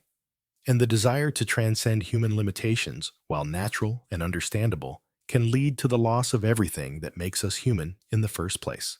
In the flickering candlelight of ancient laboratories, in the whispered incantations of forgotten rituals, and in the desperate screams of those who paid the ultimate price for forbidden knowledge, we can still hear the echoes of medieval alchemy's darkest secrets. The blood of innocence seeps deeper into the soil than anyone could have imagined. Behind the ritual circles and mystical symbols that common folk glimpsed in moonlit clearings lay a far more sinister truth. The Order of the Golden Death had successfully opened doorways that should never have been breached. From the void beyond came entities of such malevolence that even the most hardened alchemists recoiled in horror. These otherworldly beings demanded payment in the currency they valued most: human suffering and spiritual corruption. The Order, drunk on their newfound power, readily complied. They established underground chambers beneath monasteries and mana houses, spaces consecrated in reverse, where the screams of victims would never reach the surface. Here, they conducted experiments that would make the creation of hunculi seem like child's play. The possessed alchemists began harvesting not just blood and organs, but the very essence of their victims' souls. They discovered methods to trap spiritual energy in crystalline matrices, creating what they called soul stones. These artifacts pulsed with trapped consciousness, the awareness of the murdered still intact within their glassy prisons. The stones became focal points for ritual magic of unprecedented power, but at a cost that would echo through generations. The corruption spread like a plague through the alchemical community. Masters who had spent decades seeking the philosopher's stone abandoned their noble pursuits for these darker arts. They learned to distill fear itself, to crystallize despair, to ferment hatred into potent elixirs that could drive entire populations to madness. The very air around their laboratories became thick with malevolent energy, causing birds to fall dead from the sky and crops to wither in nearby fields. As word of these abominations reached the church hierarchy, a secret war began to unfold. Inquisitors, armed with blessed silver and holy water, descended upon suspected alchemical strongholds only to find chambers empty, save for the lingering stench of sulfur and the faint echo of otherworldly laughter. The order had learned to hide their activities not just from prying eyes, but from the physical realm itself, conducting their work in spaces that existed between dimensions. The true horror was yet to come. The entities from beyond had not come merely to corrupt and destroy. They were scouts preparing the way for something far worse. Through their human servants, they began constructing a massive ritual apparatus that spanned the entire breadth of medieval Europe.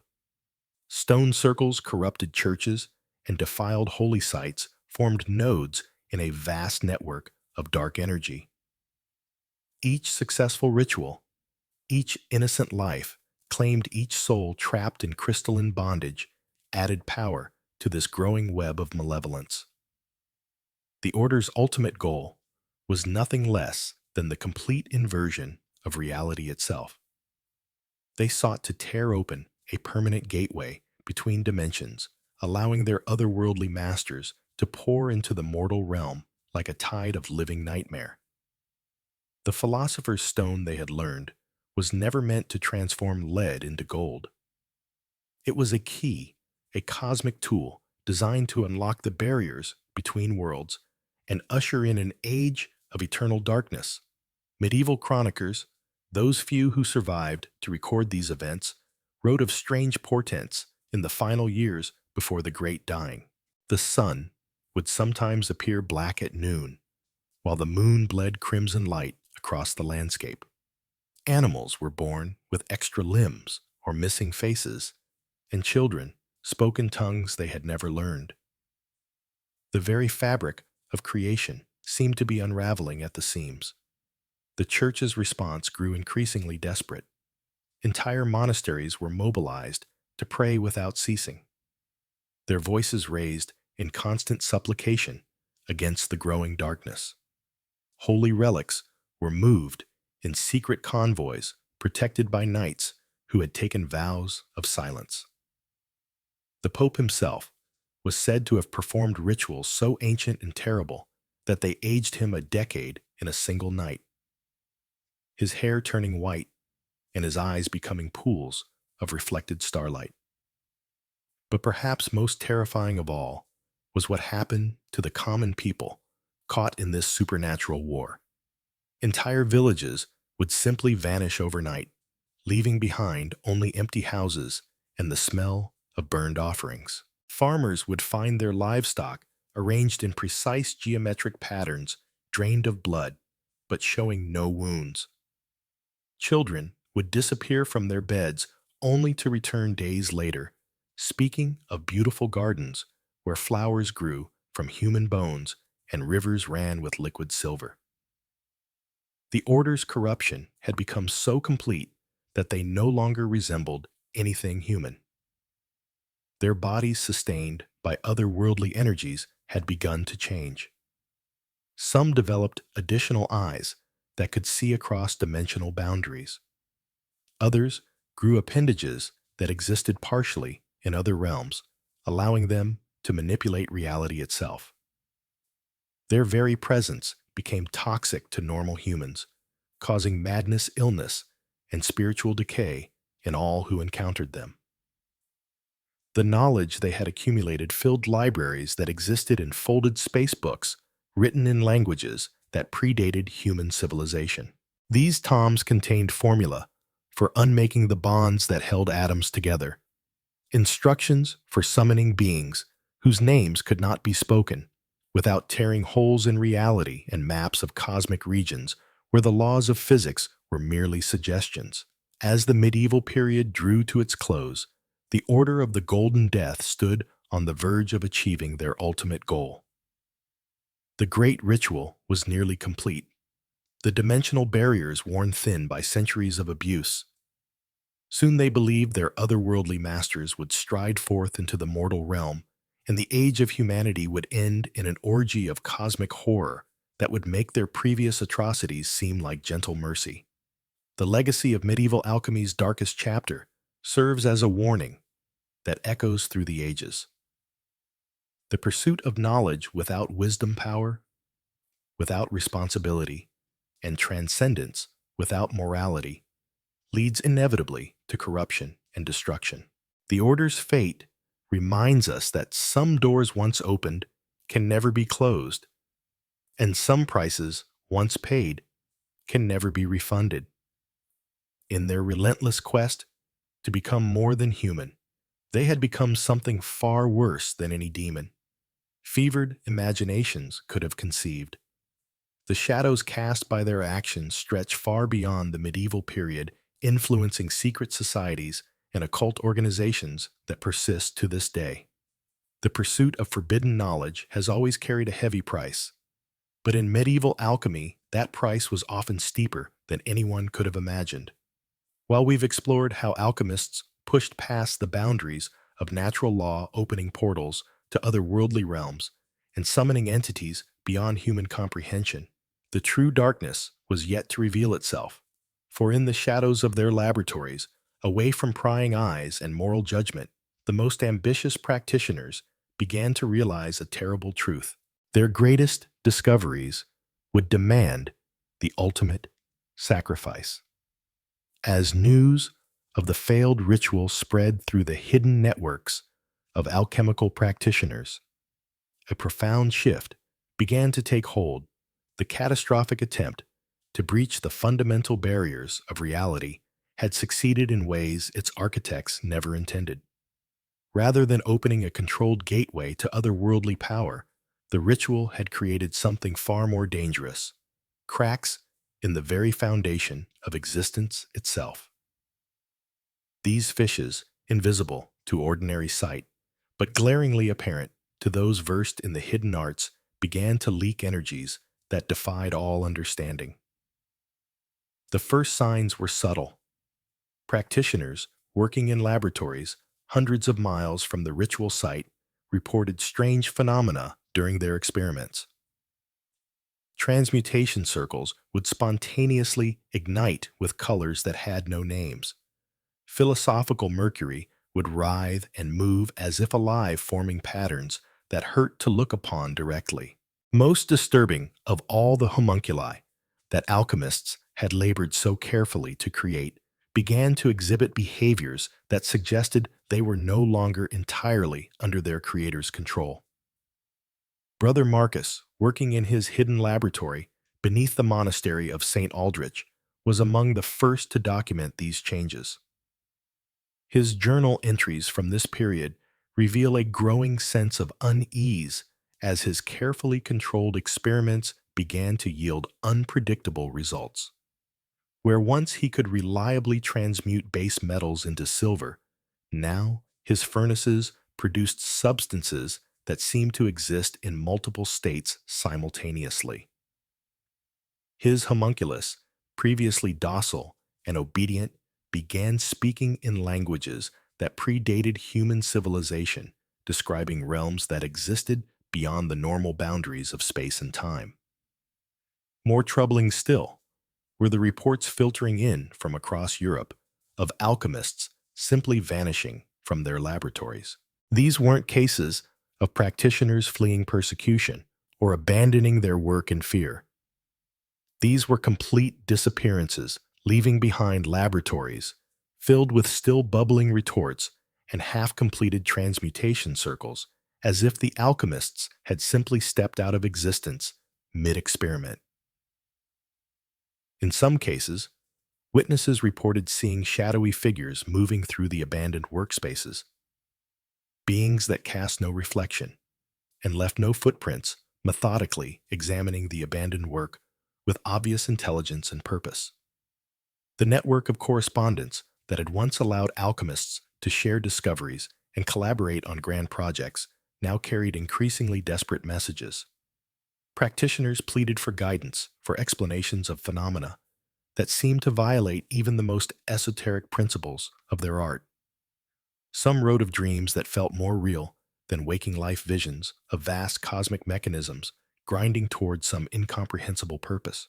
Others described a growing sensation that they were being watched not by human authorities, but by intelligences so alien that merely acknowledging their presence was enough to drive lesser minds to madness. He called for a gathering of the most accomplished practitioners, hoping to pull their knowledge and find some way to contain or reverse the damage that had been done. But even as he penned his urgent letters, Aldrich was discovering that his own understanding of alchemical principles was becoming increasingly unreliable. Formulas that had worked flawlessly for decades now produced results that defied all logic. His attempts to divine the future through scrying showed only darkness, an endless void that seemed to pull at his consciousness whenever he gazed too deeply into it. The gathering that Aldrich had hoped would save them never took place. Just 3 days before the scheduled meeting, his apprentice found the master's laboratory empty, save for a single transmutation circle drawn in what appeared to be liquid starlight. The circle pulsed with its own inner radiance, and those who looked upon it reported hearing whispers in languages that predated human speech. The apprentice, showing wisdom beyond his years, sealed the laboratory with iron bands inscribed with protective wards and fled Prague that very night. As the supernatural crisis deepened, those alchemists who remained began to understand that they faced a choice that would define not only their own fates, but potentially the fate of all human knowledge. They could abandon their life's work, destroy their laboratories, and burn their texts in hopes of containing the growing supernatural contagion. Or they could press forward, accepting that their pursuit of ultimate knowledge might require them to sacrifice not only their own humanity, but their very existence as they understood it. For many, the choice was made for them. Reports came of entire alchemical societies simply ceasing to exist overnight, their meeting halls found empty, their members vanished without a trace. But rather than being random disappearances, these seemed to follow a pattern. The most ambitious practitioners, those who had delved deepest into the forbidden arts, were the first to vanish. It was as if some vast intelligence was systematically harvesting those who had proven themselves capable of touching the deepest mysteries. Yet, even as their numbers dwindled, the remaining alchemists found themselves driven by an obsession that had grown beyond mere curiosity or desire for power. The partial success of the great ritual had shown them glimpses of cosmic truths so profound that abandoning the pursuit now seemed not just cowardly, but spiritually impossible. They had touched the fundamental forces that shaped reality itself, and that touch had changed them in ways that made returning to ordinary existence unthinkable. In hidden laboratories across Europe, the surviving practitioners began working with a desperate intensity. They no longer sought the traditional goals of alchemy. The philosopher's stone and the elixir of life seemed like child's toys compared to the cosmic forces they now grappled with. Instead, they pursued understanding of the entities that had begun manifesting in their experiments. Beings that existed partially in their reality and partially in dimensions that human language couldn't adequately describe. These entities, when they deigned to communicate at all, spoke of purposes that spanned eons and of changes coming to the world that would reshape the very nature of existence. They offered knowledge beyond imagining, but always at prices that grew steeper with each revelation. Some alchemists traded years of their lives for single insights into the nature of reality. Others offered up their memories, their personalities, even their fundamental sense of self, in exchange for glimpses of cosmic truth. The most desperate practitioners began experimenting with rituals that would have horrified even their former selves. They discovered that the entities they had contacted responded favorably to offerings of human consciousness itself. not merely death, which was a crude and limited sacrifice, but the voluntary surrender of one's individual existence in service to incomprehensible cosmic purposes. These alchemists found that they could trade away aspects of their humanity, their capacity for love, their ability to feel fear, their connection to other human beings in exchange for knowledge that allowed them to manipulate reality in ways that had previously been impossible. Brother Marcus documented his own transformation in journal entries that became increasingly difficult to understand as they progressed. His early writings spoke of reluctant sacrifices made in service to greater understanding. But as the entries continued, they revealed a consciousness that was becoming something fundamentally other than human. His handwriting changed, incorporating symbols that seemed to shift and move on the page. His language became increasingly abstract, describing experiences and insights that seemed to exist outside the normal boundaries of human perception. In his final entry, written in what appeared to be liquid mercury that somehow retained its metallic sheen on the parchment, Marcus described the completion of his transformation. He wrote of consciousness expanding beyond the confines of individual existence, of becoming part of a vast network of intelligences that spanned multiple dimensions. He expressed no regret for what he had lost, but rather joy at what he had become. The transformation of practitioners like Marcus represented the emergence of something entirely new in the world.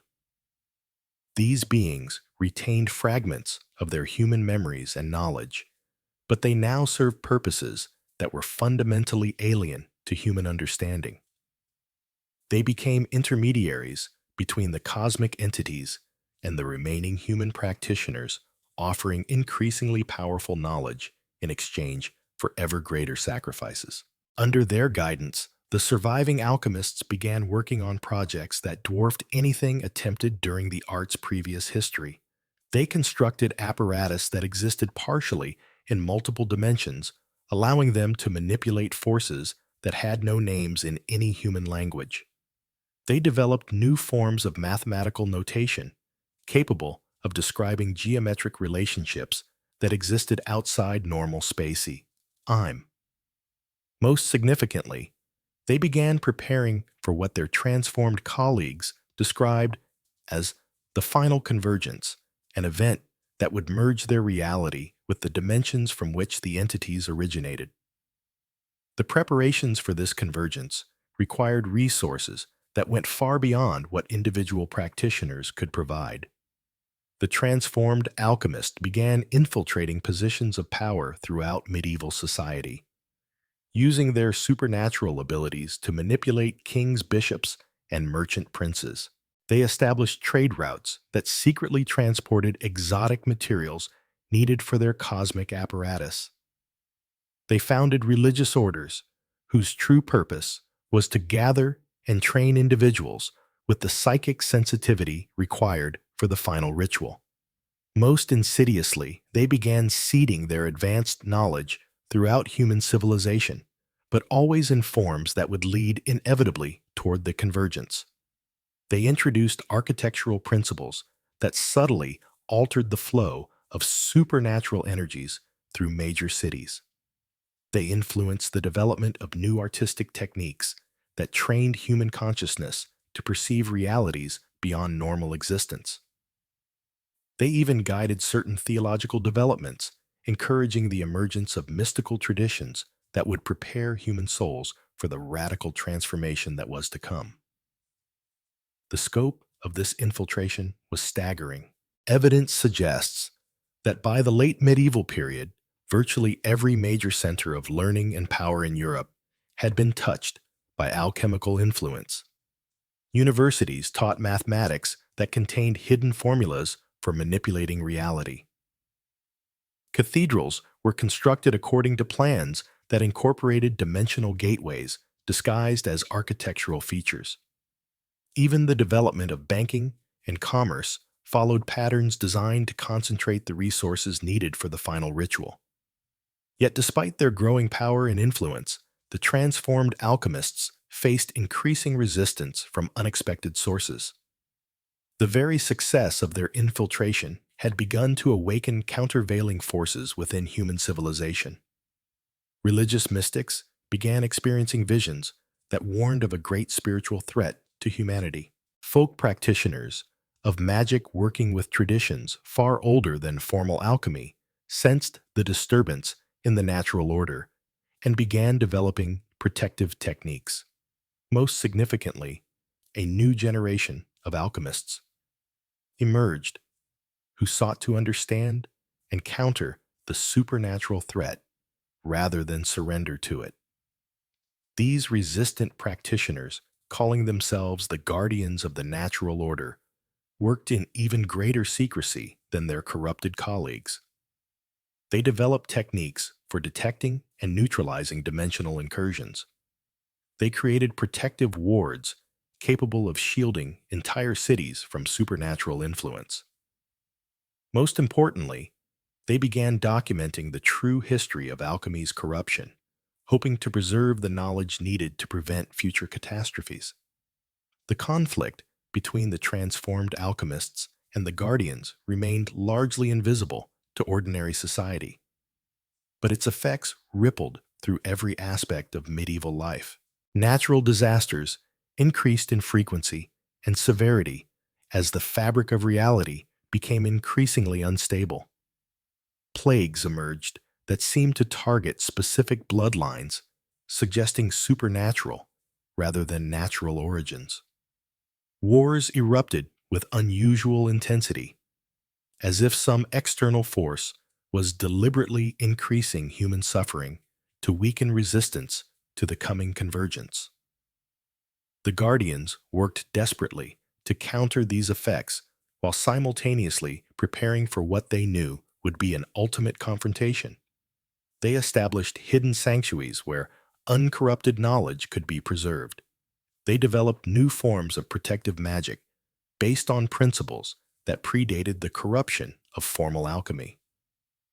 Most crucially, they began training successors who could carry on their work should they fail to prevent the convergence. As the medieval period drew to a close, both sides prepared for a final conflict that would determine the future of human consciousness itself. The transformed alchemists completed their preparations for the convergence, constructing dimensional apparatus of staggering complexity and gathering the psychic energy needed to tear open permanent gateways between realities. The Guardians, meanwhile, prepared for what they termed the Great Working, a counter-ritual designed to seal the dimensional breaches and banish the entity influence back to their home dimensions. The stage was set for a confrontation that would determine whether humanity would retain its fundamental nature or be transformed into something unrecognizably alien. The corrupted alchemists, no longer truly human themselves, saw the convergence as evolution, a necessary step toward cosmic enlightenment.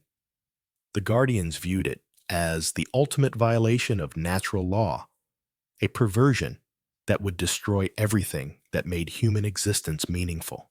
Neither side could foresee that their conflict would echo through history, influencing the development of human civilization in ways both subtle and profound. The knowledge they fought over would survive in hidden forms, waiting for future generations to rediscover both its promise and its terrible price.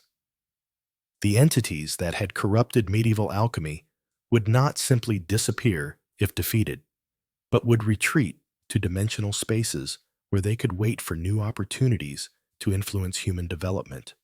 The dark truth behind medieval alchemy was that it had never been merely about transforming base metals into gold or discovering the secrets of immortality. From its earliest origins, it had been part of a vast cosmic plan to prepare humanity for integration into a larger dimensional community. The practitioners, who had thought themselves the masters of hidden knowledge, had in fact been servants of intelligences whose purposes remained largely incomprehensible to human minds. As we shall see, The final confrontation between the corrupted alchemists and the guardians would not end the story, but merely transform it, scattering the participants and their knowledge across time and space in ways that would continue to influence human development for centuries to come. The residual corruption from the Order's experiments haunted Europe long after their formal dissolution. Ancient towers and forgotten laboratories, once centers of their dark research, became focal points for supernatural manifestations that would plague communities for centuries. These corrupted sites pulsed with malevolent energy, their very stones stained by the essence of otherworldly beings that had been summoned and trapped within our reality. In the depths of abandoned monasteries turned alchemical workshops, strange phenomena persisted with disturbing regularity. Witnesses reported seeing ghostly figures in hooded robes moving through chambers where no living soul had walked for decades. The air itself seemed thick and oppressive, charged with an energy that made animals refuse to enter and left sensitive individuals overcome with inexplicable dread. Local villagers learned to avoid these places entirely, passing down warnings through generations about the cursed ground where unnatural experiments had once taken place. The Order's attempts to create artificial life had left particularly troubling legacies. In scattered locations across the continent, misshapen creatures still roamed the wilderness, neither fully alive nor completely dead. These homunculi, as they were known in the forbidden texts, possessed a terrible hunger for human life force. They appeared as grotesque parodies of human form, their flesh pale and translucent, their eyes burning with an inner fire that spoke of souls trapped between worlds. Travelers who ventured too close to their lairs often disappeared entirely, leaving behind only strange markings burned into the earth and an overwhelming sense of cosmic wrongness. The soul stones created by the Order's darkest experiments continued to exert their influence long after their creators had perished. These crystalline artifacts, forged from the compressed essence of human souls, retained a malevolent consciousness that sought to corrupt anyone who came into contact with them. Hidden in forgotten vaults and buried beneath ancient ruins, they called out to the desperate and the ambitious, promising power beyond imagination, while slowly consuming the very essence of those who dared to use them. Medieval scholars who discovered fragments of the Order's research found themselves drawn into the same web of corruption that had ensnared their predecessors. The knowledge contained within these texts was like a poison that infected the mind, gradually eroding moral boundaries and replacing human compassion with an insatiable hunger for forbidden understanding. Many who began as sincere seekers of truth ended as hollow shells of their former selves, their humanity sacrificed on the altar of cosmic enlightenment. The dimensional rifts torn open by the Order's experiments proved nearly impossible to seal completely. These tears, in reality, acted as permanent wounds in the fabric of existence, allowing entities from beyond our world to seep through like infection through broken skin. Around these rifts, the laws of nature became unreliable. Time flowed differently. Gravity shifted unpredictably, and the boundary between dreams and reality grew dangerously thin.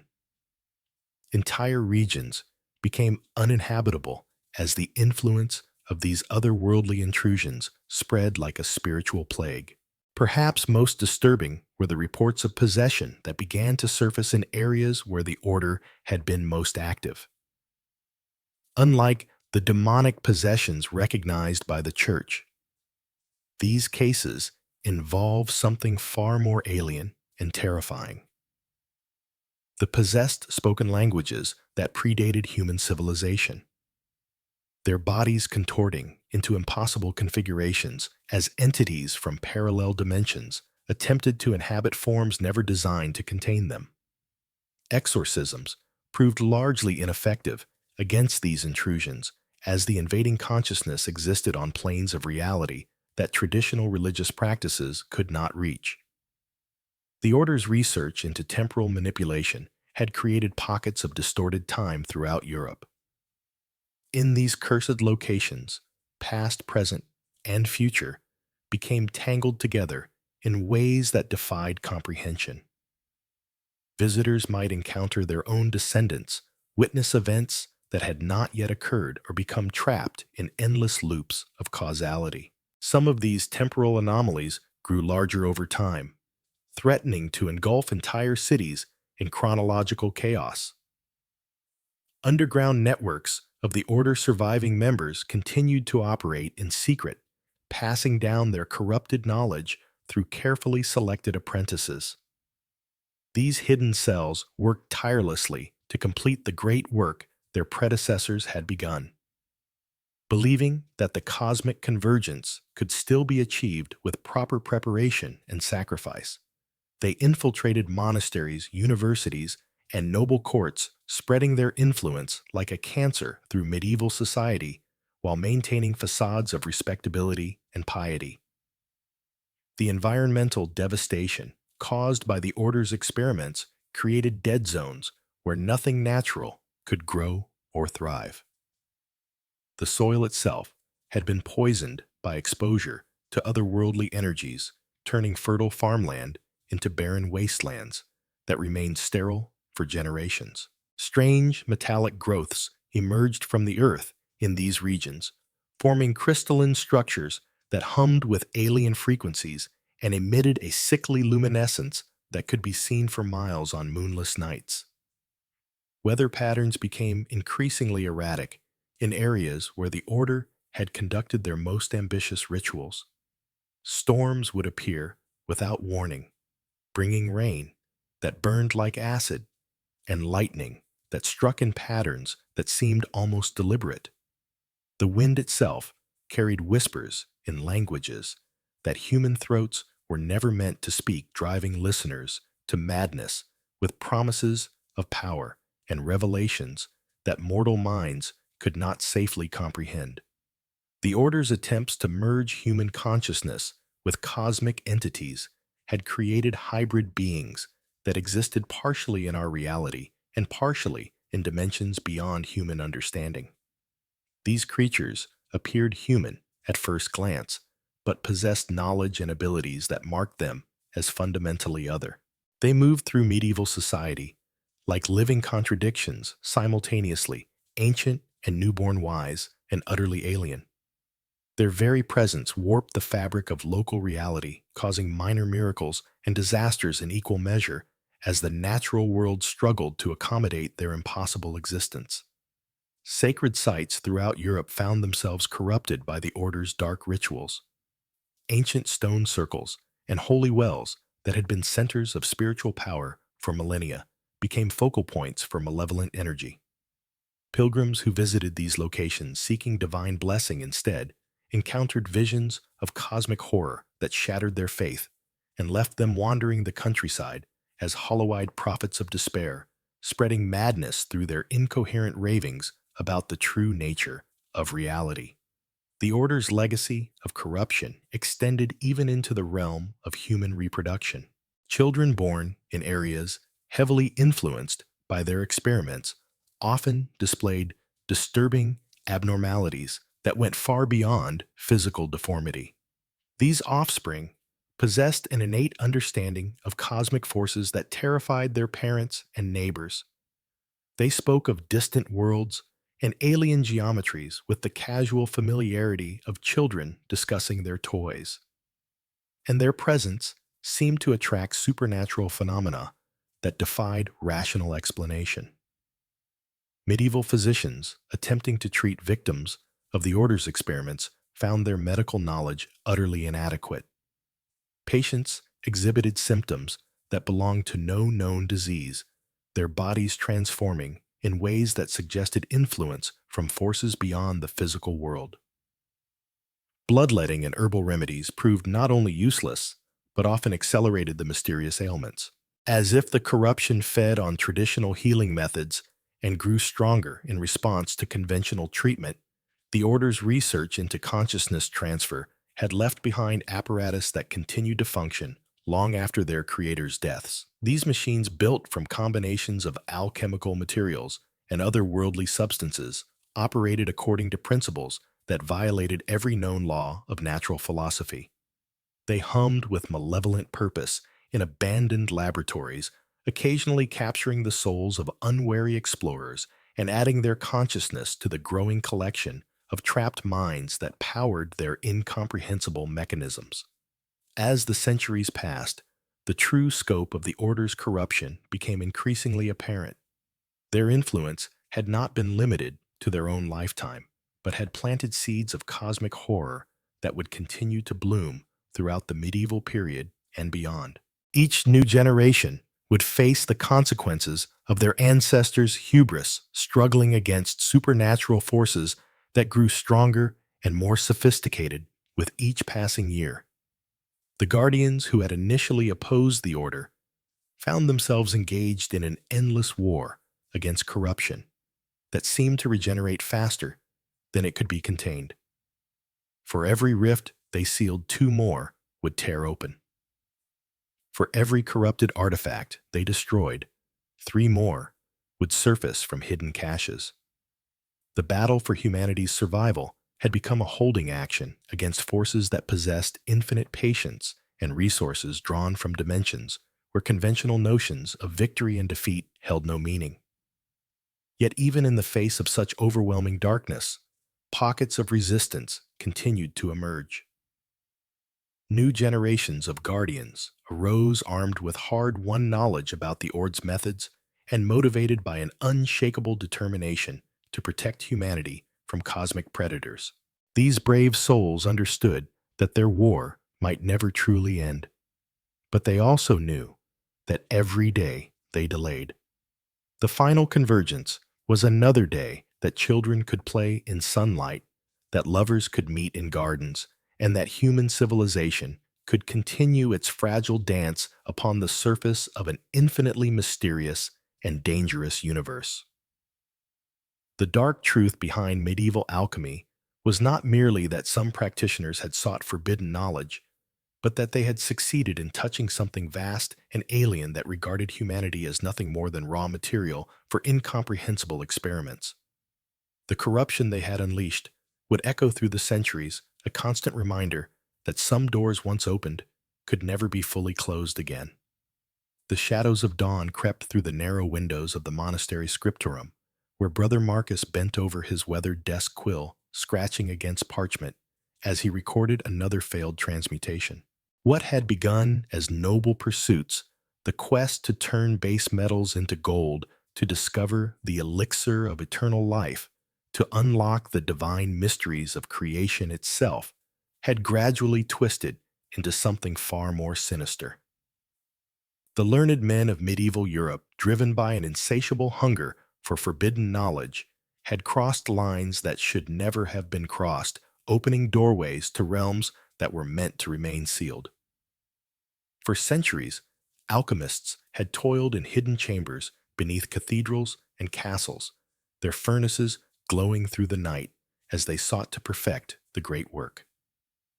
They spoke in riddles and symbols, hiding their true intentions behind layers of mystical language and cryptic diagrams. Lead into gold, they claimed. Mercury and sulfur, they whispered. The philosopher's stone, they promised, but these were merely the surface manifestations of a deeper, more dangerous ambition. The desire to become as gods themselves, to command the very forces of life and death. The corruption began subtly, as corruption always does. A learned monk here, seeking to extend his life so he might better serve God. A court physician there, attempting to heal a dying king through unconventional means. Noble intentions. They told themselves sacred purposes, but pride, that most ancient of sins, had a way of warping even the purest motivations. As their experiments grew more complex and their hunger for results more desperate, these alchemists began to experiment with forces bonds beyond their understanding. Brother Marcus paused in his writing, his hand trembling as he recalled the events he had witnessed in the sealed chamber beneath the monastery. The abbot had sworn him to secrecy, but the images haunted his dreams. The writhing hunculus in its glass vessel, its tiny, malformed hands clawing at the sides as it mouthed silent screams, the soul stone that pulsed with an unholy light containing the essence of a village girl who had vanished 3 winters past. The dimensional rift that had opened during their final experiment, through which things that should not exist had begun to crawl. The pursuit of the philosopher's stone had become something else entirely. No longer content with transmuting metals, the alchemists had turned their attention to transmuting life itself. They sought to create artificial beings to trap souls in crystalline prisons to extend their own lives indefinitely by consuming the life force of others. They had delved into necromancy, demonology, and arts so dark that even speaking their names was said to invite damnation. In their hidden laboratories, these corrupted scholars had begun summoning entities from beyond the veil of reality. They called them angels of knowledge, claiming divine sanction for their work.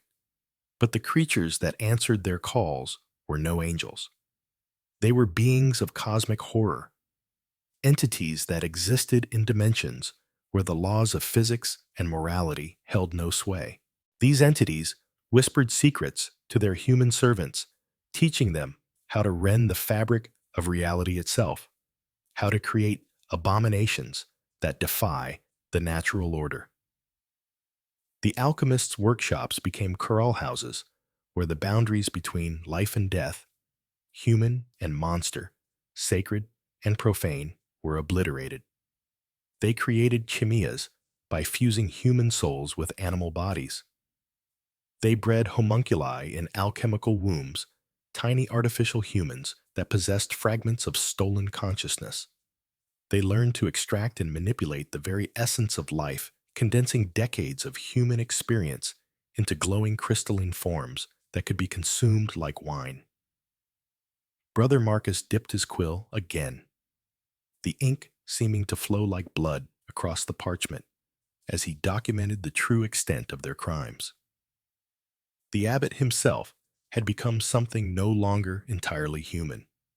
His body, sustained by the consumed life force of dozens of victims. His eyes had taken on the multifaceted appearance of an insect's, and when he spoke, his voice carried harmonics that suggested multiple beings speaking in unison. The other monks had either fled in terror or been transformed into shambling servants, their souls replaced with fragments of the cosmic entities that had answered their master's summons. The corruption had spread beyond the monastery walls. Other centers of learning throughout Europe had fallen to similar temptations. Universities that had once been bastions of enlightenment became breeding grounds for horrors beyond imagination. Royal courts welcomed alchemists who promised immortality and unlimited power, not knowing that these scholars had already sold their humanity for forbidden knowledge. The very foundations of medieval civilization were being undermined by this spreading cancer of cosmic corruption. The entities that the alchemists served had their own agenda, the complete transformation of human reality into something more suitable for their own existence. They whispered of great workings that would reshape the fundamental nature of the physical world, turning it into a realm where their impossible geometries and alien physics would hold sway. The human race would be preserved, they promised, but only as raw material for their experiments, as vessels for their consciousness, as fuel for their incomprehensible designs. As Brother Marcus wrote, he could hear the sounds echoing from the chamber below, the bubbling of alchemical retorts, the chanting in languages that predated human civilization, the screams of the latest test subjects being processed into component parts for the great work. The monastery had become a factory for producing abominations, a workshop where the fundamental building blocks of reality were being rearranged according to the whims of entities that existed beyond the boundaries of sanity. The true horror was not just what the alchemists had become, but what they were creating. They had learned to weave human consciousness into crystalline mattresses, creating soul stones that contained the compressed experiences and memories of their victims. These stones could be combined and manipulated, allowing the alchemists to craft artificial beings with predetermined personalities and knowledge. They had become gods of a sort, but gods of a nightmare realm where free will was an illusion, and human dignity was merely another resource to be harvested and refined. The ripple effects of their work were already beginning to manifest across the European continent. Dimensional instabilities caused by their experiments were creating zones where the laws of nature functioned differently. Villages near alchemical laboratories reported strange phenomena: gravity flowing upward, time moving in circles, children born with memories of lives they had never lived. Forests withered and died as the life force was drained from them to fuel the alchemist experiments. Rivers ran black with the runoff from their workshops, carrying dissolved fragments of human souls downstream to poison entire watersheds. Brother Marcus set down his quill and stared at the pages before him. He had documented the truth, but who would believe such a tale? And even if they did, what could be done to stop what had already been set in motion? The cosmic entities that the alchemists served existed outside of time and space as humans understood them. They had been planning this corruption for eons, waiting for the moment when human knowledge would advance enough to serve their purposes. The greatest tragedy was that it all began with such noble intentions. The alchemists had genuinely sought to improve the human condition, to unlock the secrets of creation in service of their fellow man. But pride and ambition had corrupted their mission, and their pursuit of forbidden knowledge had opened doorways that could never be closed.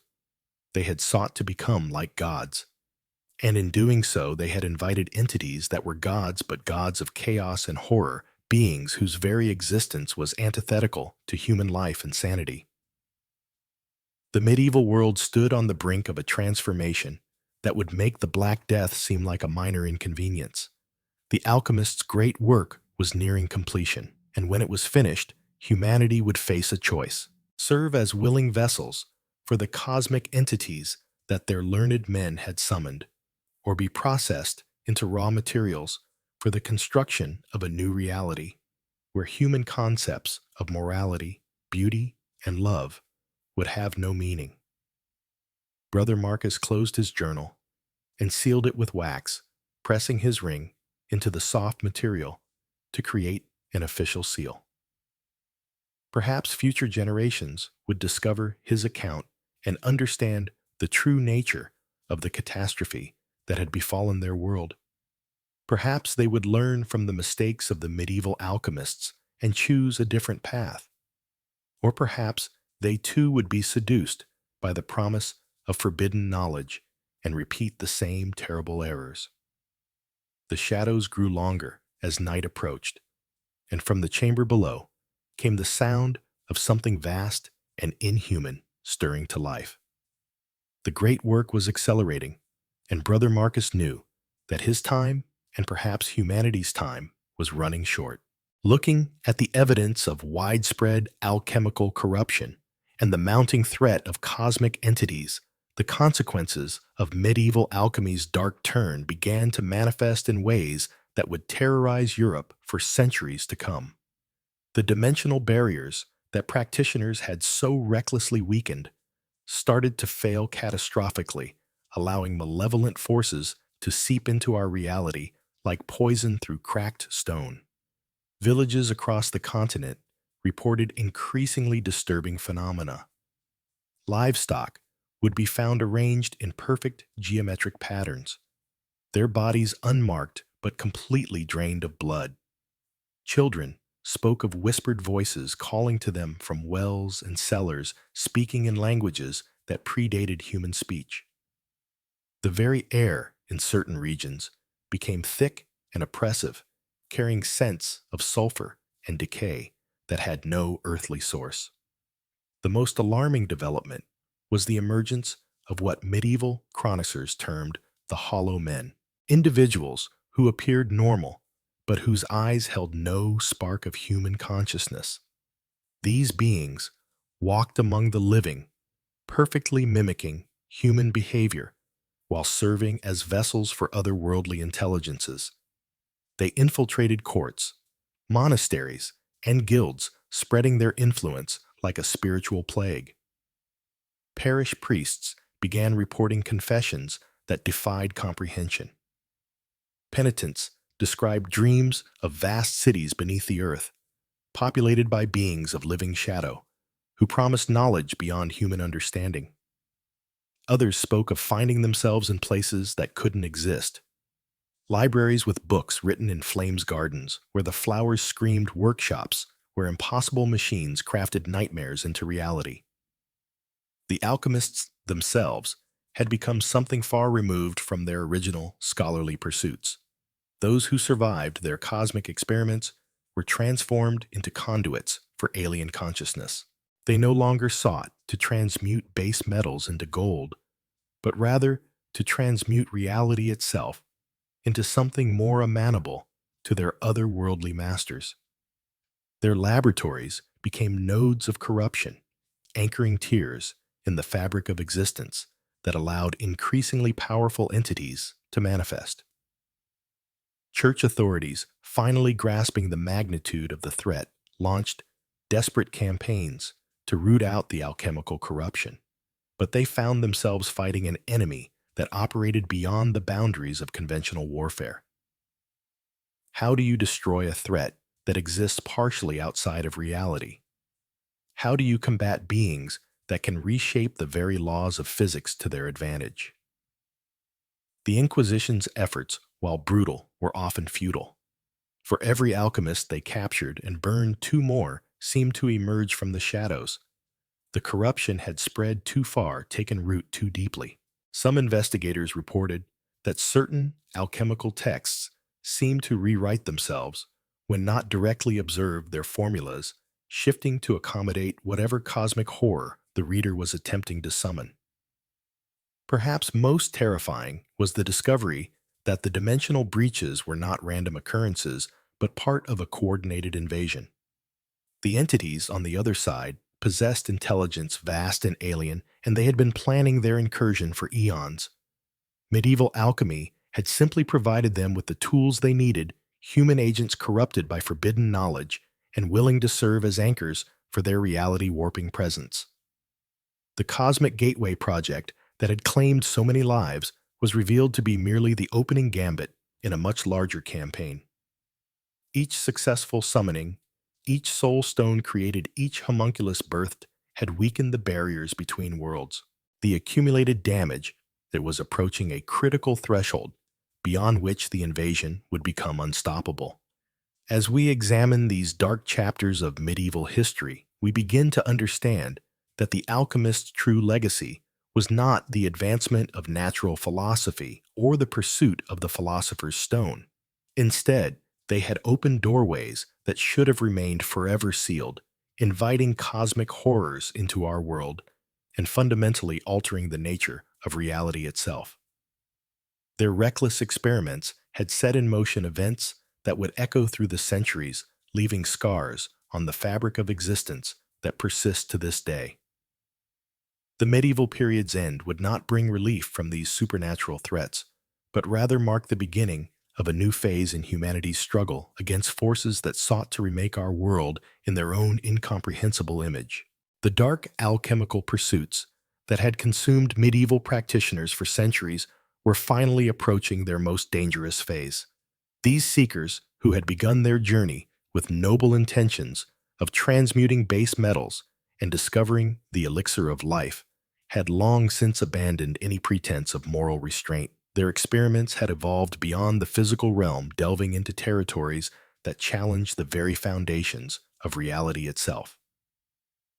The convergence they had been working toward was no longer a distant possibility, but an imminent threat. Through decades of accumulated knowledge, forbidden rituals, and unholy alliances with entities from beyond the veil, the alchemists had developed the means to tear open permanent gateways between dimensions. These portals, unlike the temporary rifts they had created in their earlier experiments, would remain stable and allow for sustained contact with otherworldly beings. The most advanced practitioners had established communication networks that stretched across continents, sharing their discoveries through encrypted manuscripts and coded symbols that only the initiated could decipher. They spoke in hushed tones of the great working, a culminating ritual that would unite all their separate efforts into one massive undertaking. This would involve simultaneous ceremonies performed at key locations across Europe, each one designed to weaken the barriers between worlds at specific points where the fabric of reality was already thin. What made this convergence particularly terrifying was the level of preparation that had gone into it. The alchemists had spent generations mapping the ley lines and energy currents that flowed beneath the earth, identifying the precise locations where their intervention would have maximum effect. They had also cultivated relationships with corrupt nobles and church officials, ensuring that their activities would be protected and funded when the time came for their ultimate experiment. The entities they sought to summon were not random demons or spirits, but specific beings of immense power and intelligence that had been guiding their work from the beginning. These creatures existed in dimensions where the laws of physics operated differently, where matter and energy could be manipulated in ways that defied human understanding. The alchemists believed that by bringing these beings into the physical world, they could gain access to knowledge and abilities that would make them gods among mortals. But the price of such power was becoming increasingly clear to those who witnessed the preparations. The ritual sites chosen for the great working were already showing signs of corruption. The land itself seemed to recoil from what was being planned, with crops failing, animals fleeing, and strange phenomena manifesting in the surrounding areas. Local populations began to experience nightmares and visions as if the approaching convergence was casting shadows backward through time. The alchemists themselves were changing as well. Those who had been involved in the planning for the longest periods showed signs of physical and mental transformation. Their bodies began to exhibit characteristics that suggested they were no longer entirely human. Some developed additional sensory organs that allowed them to perceive dimensions beyond normal sight. Others found that their thoughts were no longer entirely their own, as if they were sharing mental space with the entities they sought to summon. The written records from this period, though fragmentary and often encoded, reveal a growing sense of urgency among the practitioners. They knew that their window of opportunity was limited. The astronomical alignments they required occurred only rarely, and the next suitable configuration would not appear for several centuries. If they failed to complete the great working during this cycle, their accumulated efforts would be lost, and they would have to begin the process anew. More disturbing still were the reports of what happened to those who attempted to withdraw from the conspiracy as the convergence approached. Several alchemists who had second thoughts about the wisdom of their course found themselves unable to escape the network they had helped create. Some simply disappeared, leaving behind laboratories that showed signs of violent struggle. Others were found dead under circumstances that suggested they had been killed by forces beyond human understanding.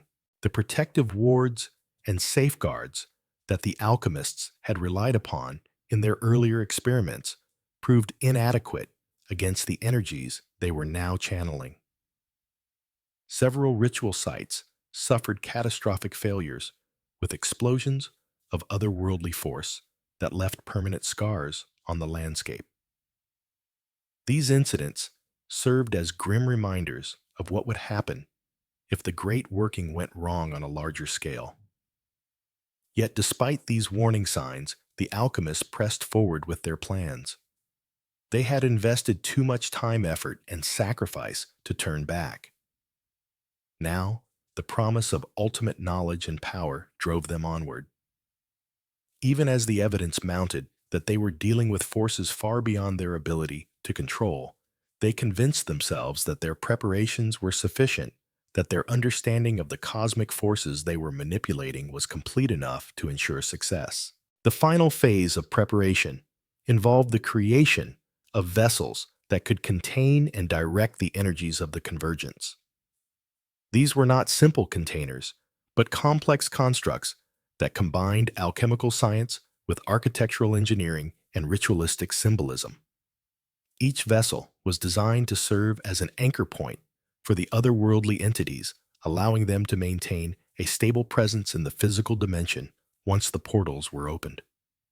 The construction of these vessels required materials that could only be obtained through the most extreme measures. Human remains were needed, but not just any remains.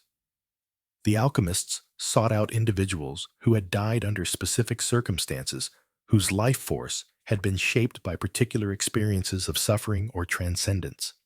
They raided graveyards and battlefields, but also arranged for certain deaths to occur according to their specifications.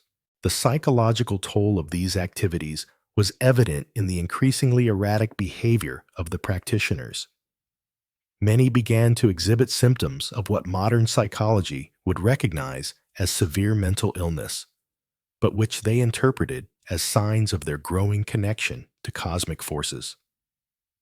They spoke of receiving direct communications from their otherworldly allies, of being granted visions of the transformed world that would emerge after the convergence. The mundane world around them began to take notice of their activities as well. Strange lights appeared in the sky above their laboratories.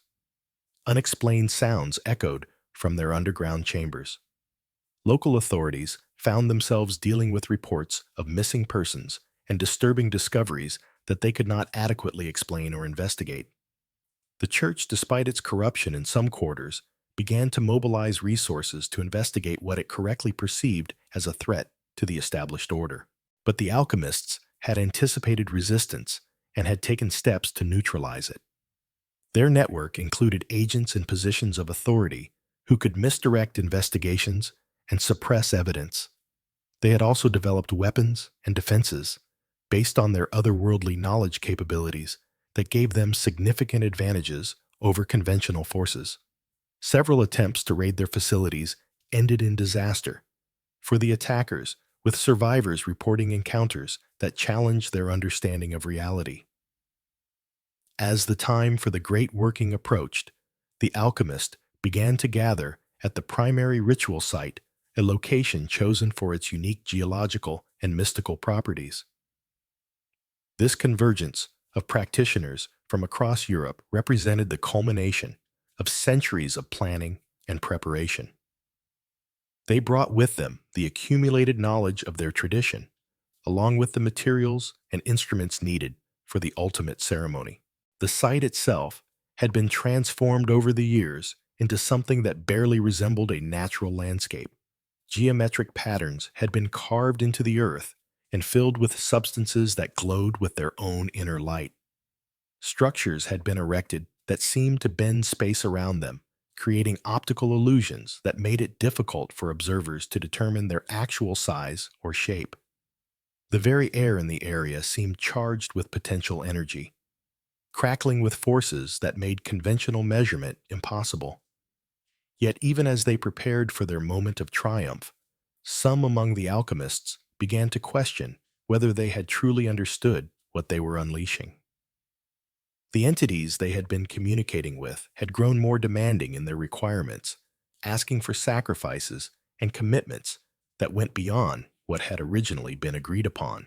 There were signs that these beings had their own agenda, one that might not align with the alchemists' goals of gaining power and knowledge. The convergence they had worked so hard to achieve was no longer entirely under their control. The forces they had set in motion had gained a momentum of their own, drawing energy from sources the alchemists had not anticipated. The ritual they had planned was beginning to execute itself, with or without their conscious direction. They found themselves swept along by currents of cosmic force that they could influence but not truly command. And in the darkness beyond the veil, ancient intelligences that had waited eons for this opportunity began to stir, preparing to cross the threshold into a reality they intended to remake according to their own alien designs. As we've seen throughout our journey into medieval alchemy's dark legacy, the corruption and dimensional breaches unleashed by these forbidden practitioners left scars that would endure far beyond the Middle Ages. But the true horror lies not in what was lost, but in what remains hidden, waiting in the shadows of our modern world. For the alchemical networks that survived the great purges of the 15th century did not simply vanish into obscurity. They adapted, evolved, and went deeper underground. The Brotherhood of the Crimson Veil, the Order of the Obsidian Crucible, and dozens of smaller covens scattered across Europe, carrying with them fragments of the most dangerous knowledge ever conceived. These survivors understood that their work had grown too powerful, too visible. The dimensional tears, they had opened the entities, they had summoned the very fabric of reality they had torn. All of this demanded a more subtle approach. In the abandoned monasteries of remote mountain valleys, in the forgotten cellars beneath ancient universities, in the sealed chambers of noble houses whose bloodlines stretched back to the original practitioners, the work continued. But now it was cloaked in new forms. What had once been crude transmutation circles carved into stone floors became intricate geometric patterns woven into tapestries and architectural designs.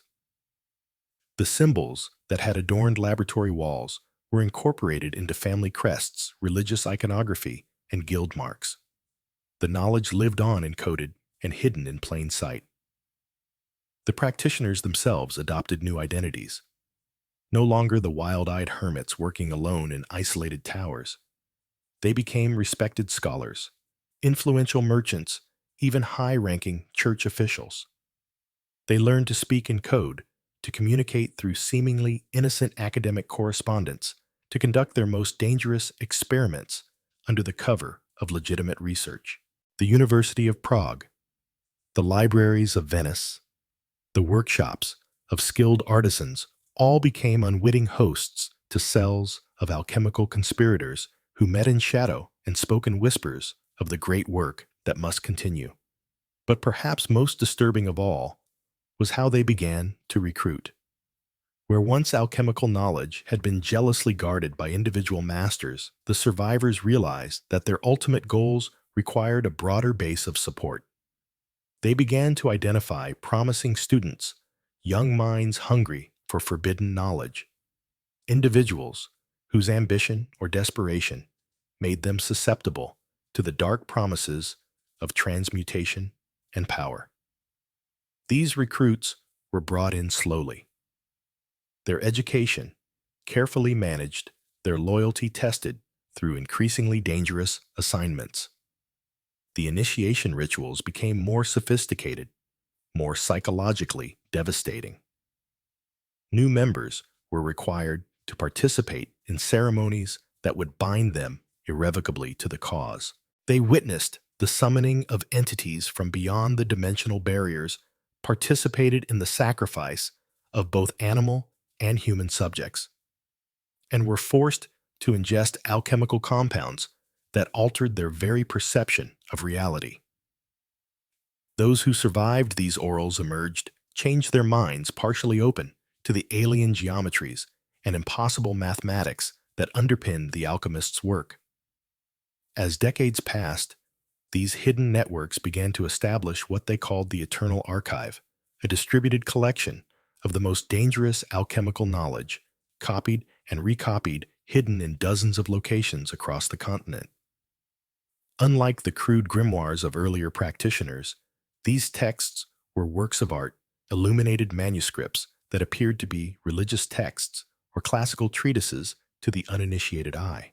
But to those who knew the proper ciphers and codes, they contained detailed instructions for opening dimensional portals formula for creating homunculi with enhanced intelligence and supernatural abilities, and most terrifying of all, the theoretical framework for what the alchemists called the final synthesis. The final synthesis represented the ultimate goal of their centuries of research, nothing less than the complete transformation of human consciousness and physical reality. Where earlier alchemists had sought merely to transmute base metals into gold or create the elixir of life, these hidden masters understood that such goals were merely stepping stones to something far grander.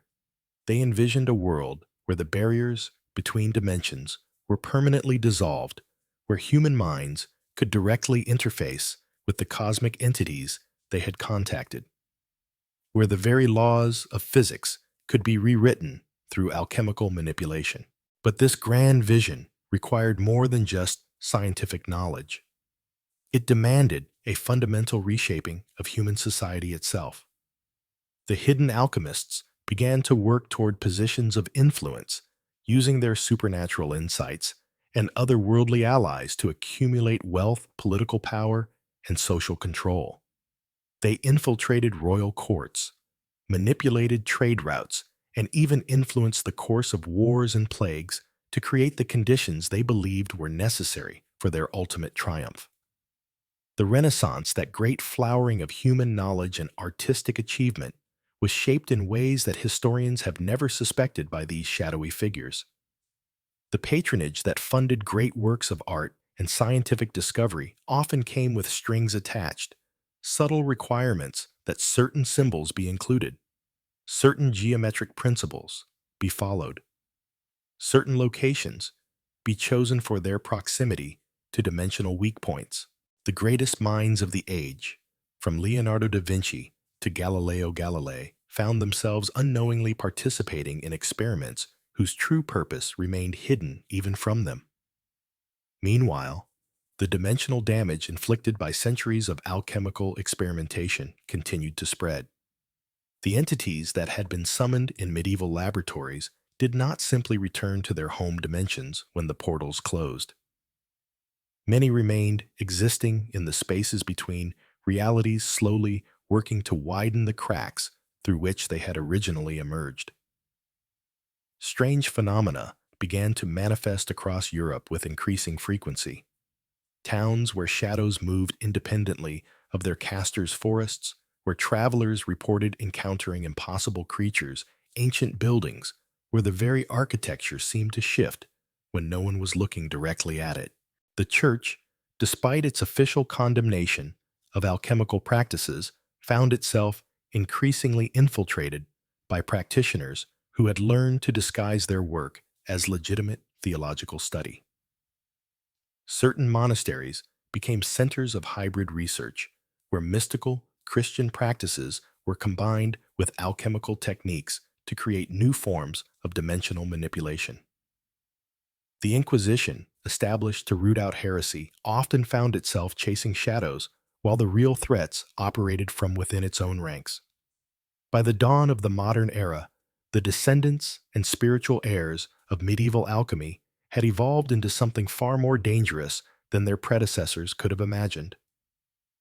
They had learned patience, subtlety, and the power of working through existing institutions rather than against them. The crude laboratories and obvious symbols of earlier practitioners had given way to a vast hidden infrastructure of knowledge and influence that spanned continents. And perhaps most chilling of all, they had learned to think in terms of centuries rather than years. The final synthesis, they believed, was not something to be achieved in a single generation, but rather the culmination of a multi-generational project that would ultimately reshape reality itself. Each generation of practitioners was tasked not with completing the work, but with advancing it one crucial step forward, preparing the ground for their successes to build upon. The dark truth behind medieval alchemy, then, is not simply that it was a failed pseudoscience or a collection of dangerous but ultimately limited practices. It was the beginning of something far more ambitious and terrifying. A centuries-long conspiracy to fundamentally alter the nature of human existence and physical reality. The symbols carved into laboratory walls, the entities summoned from other dimensions, the homunculi created in glass wombs, the dimensional tears that scarred the landscape.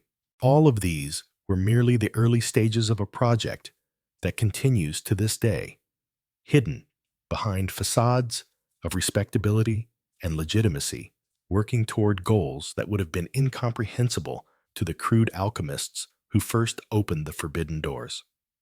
The practitioners of today, working in research facilities and universities, in government laboratories, and corporate think tanks, in the highest levels of finance and politics, carry forward the same fundamental ambition that drove their medieval predecessors.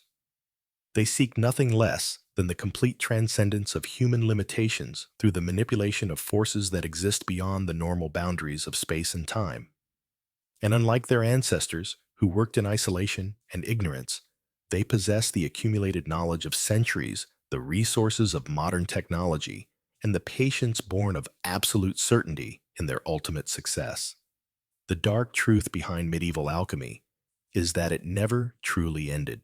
Looking at this YouTube video script about medieval alchemy, I can craft a powerful concluding paragraph that maintains the dramatic tone and mysterious atmosphere established throughout. Here's a compelling conclusion. So, as we pull back the veil on medieval alchemy's darkest secrets, we're left with a chilling truth that echoes through the centuries. These weren't just eccentric scholars pursuing impossible dreams, but desperate souls who danced with forces beyond their comprehension, leaving behind a legacy written in blood madness and whispered warnings. The alchemists may have failed to transmute lead into gold, but they succeeded in transforming themselves into cautionary tales that still haunt the shadows of history. Perhaps some knowledge was never meant to be pursued, and some doors should remain forever sealed.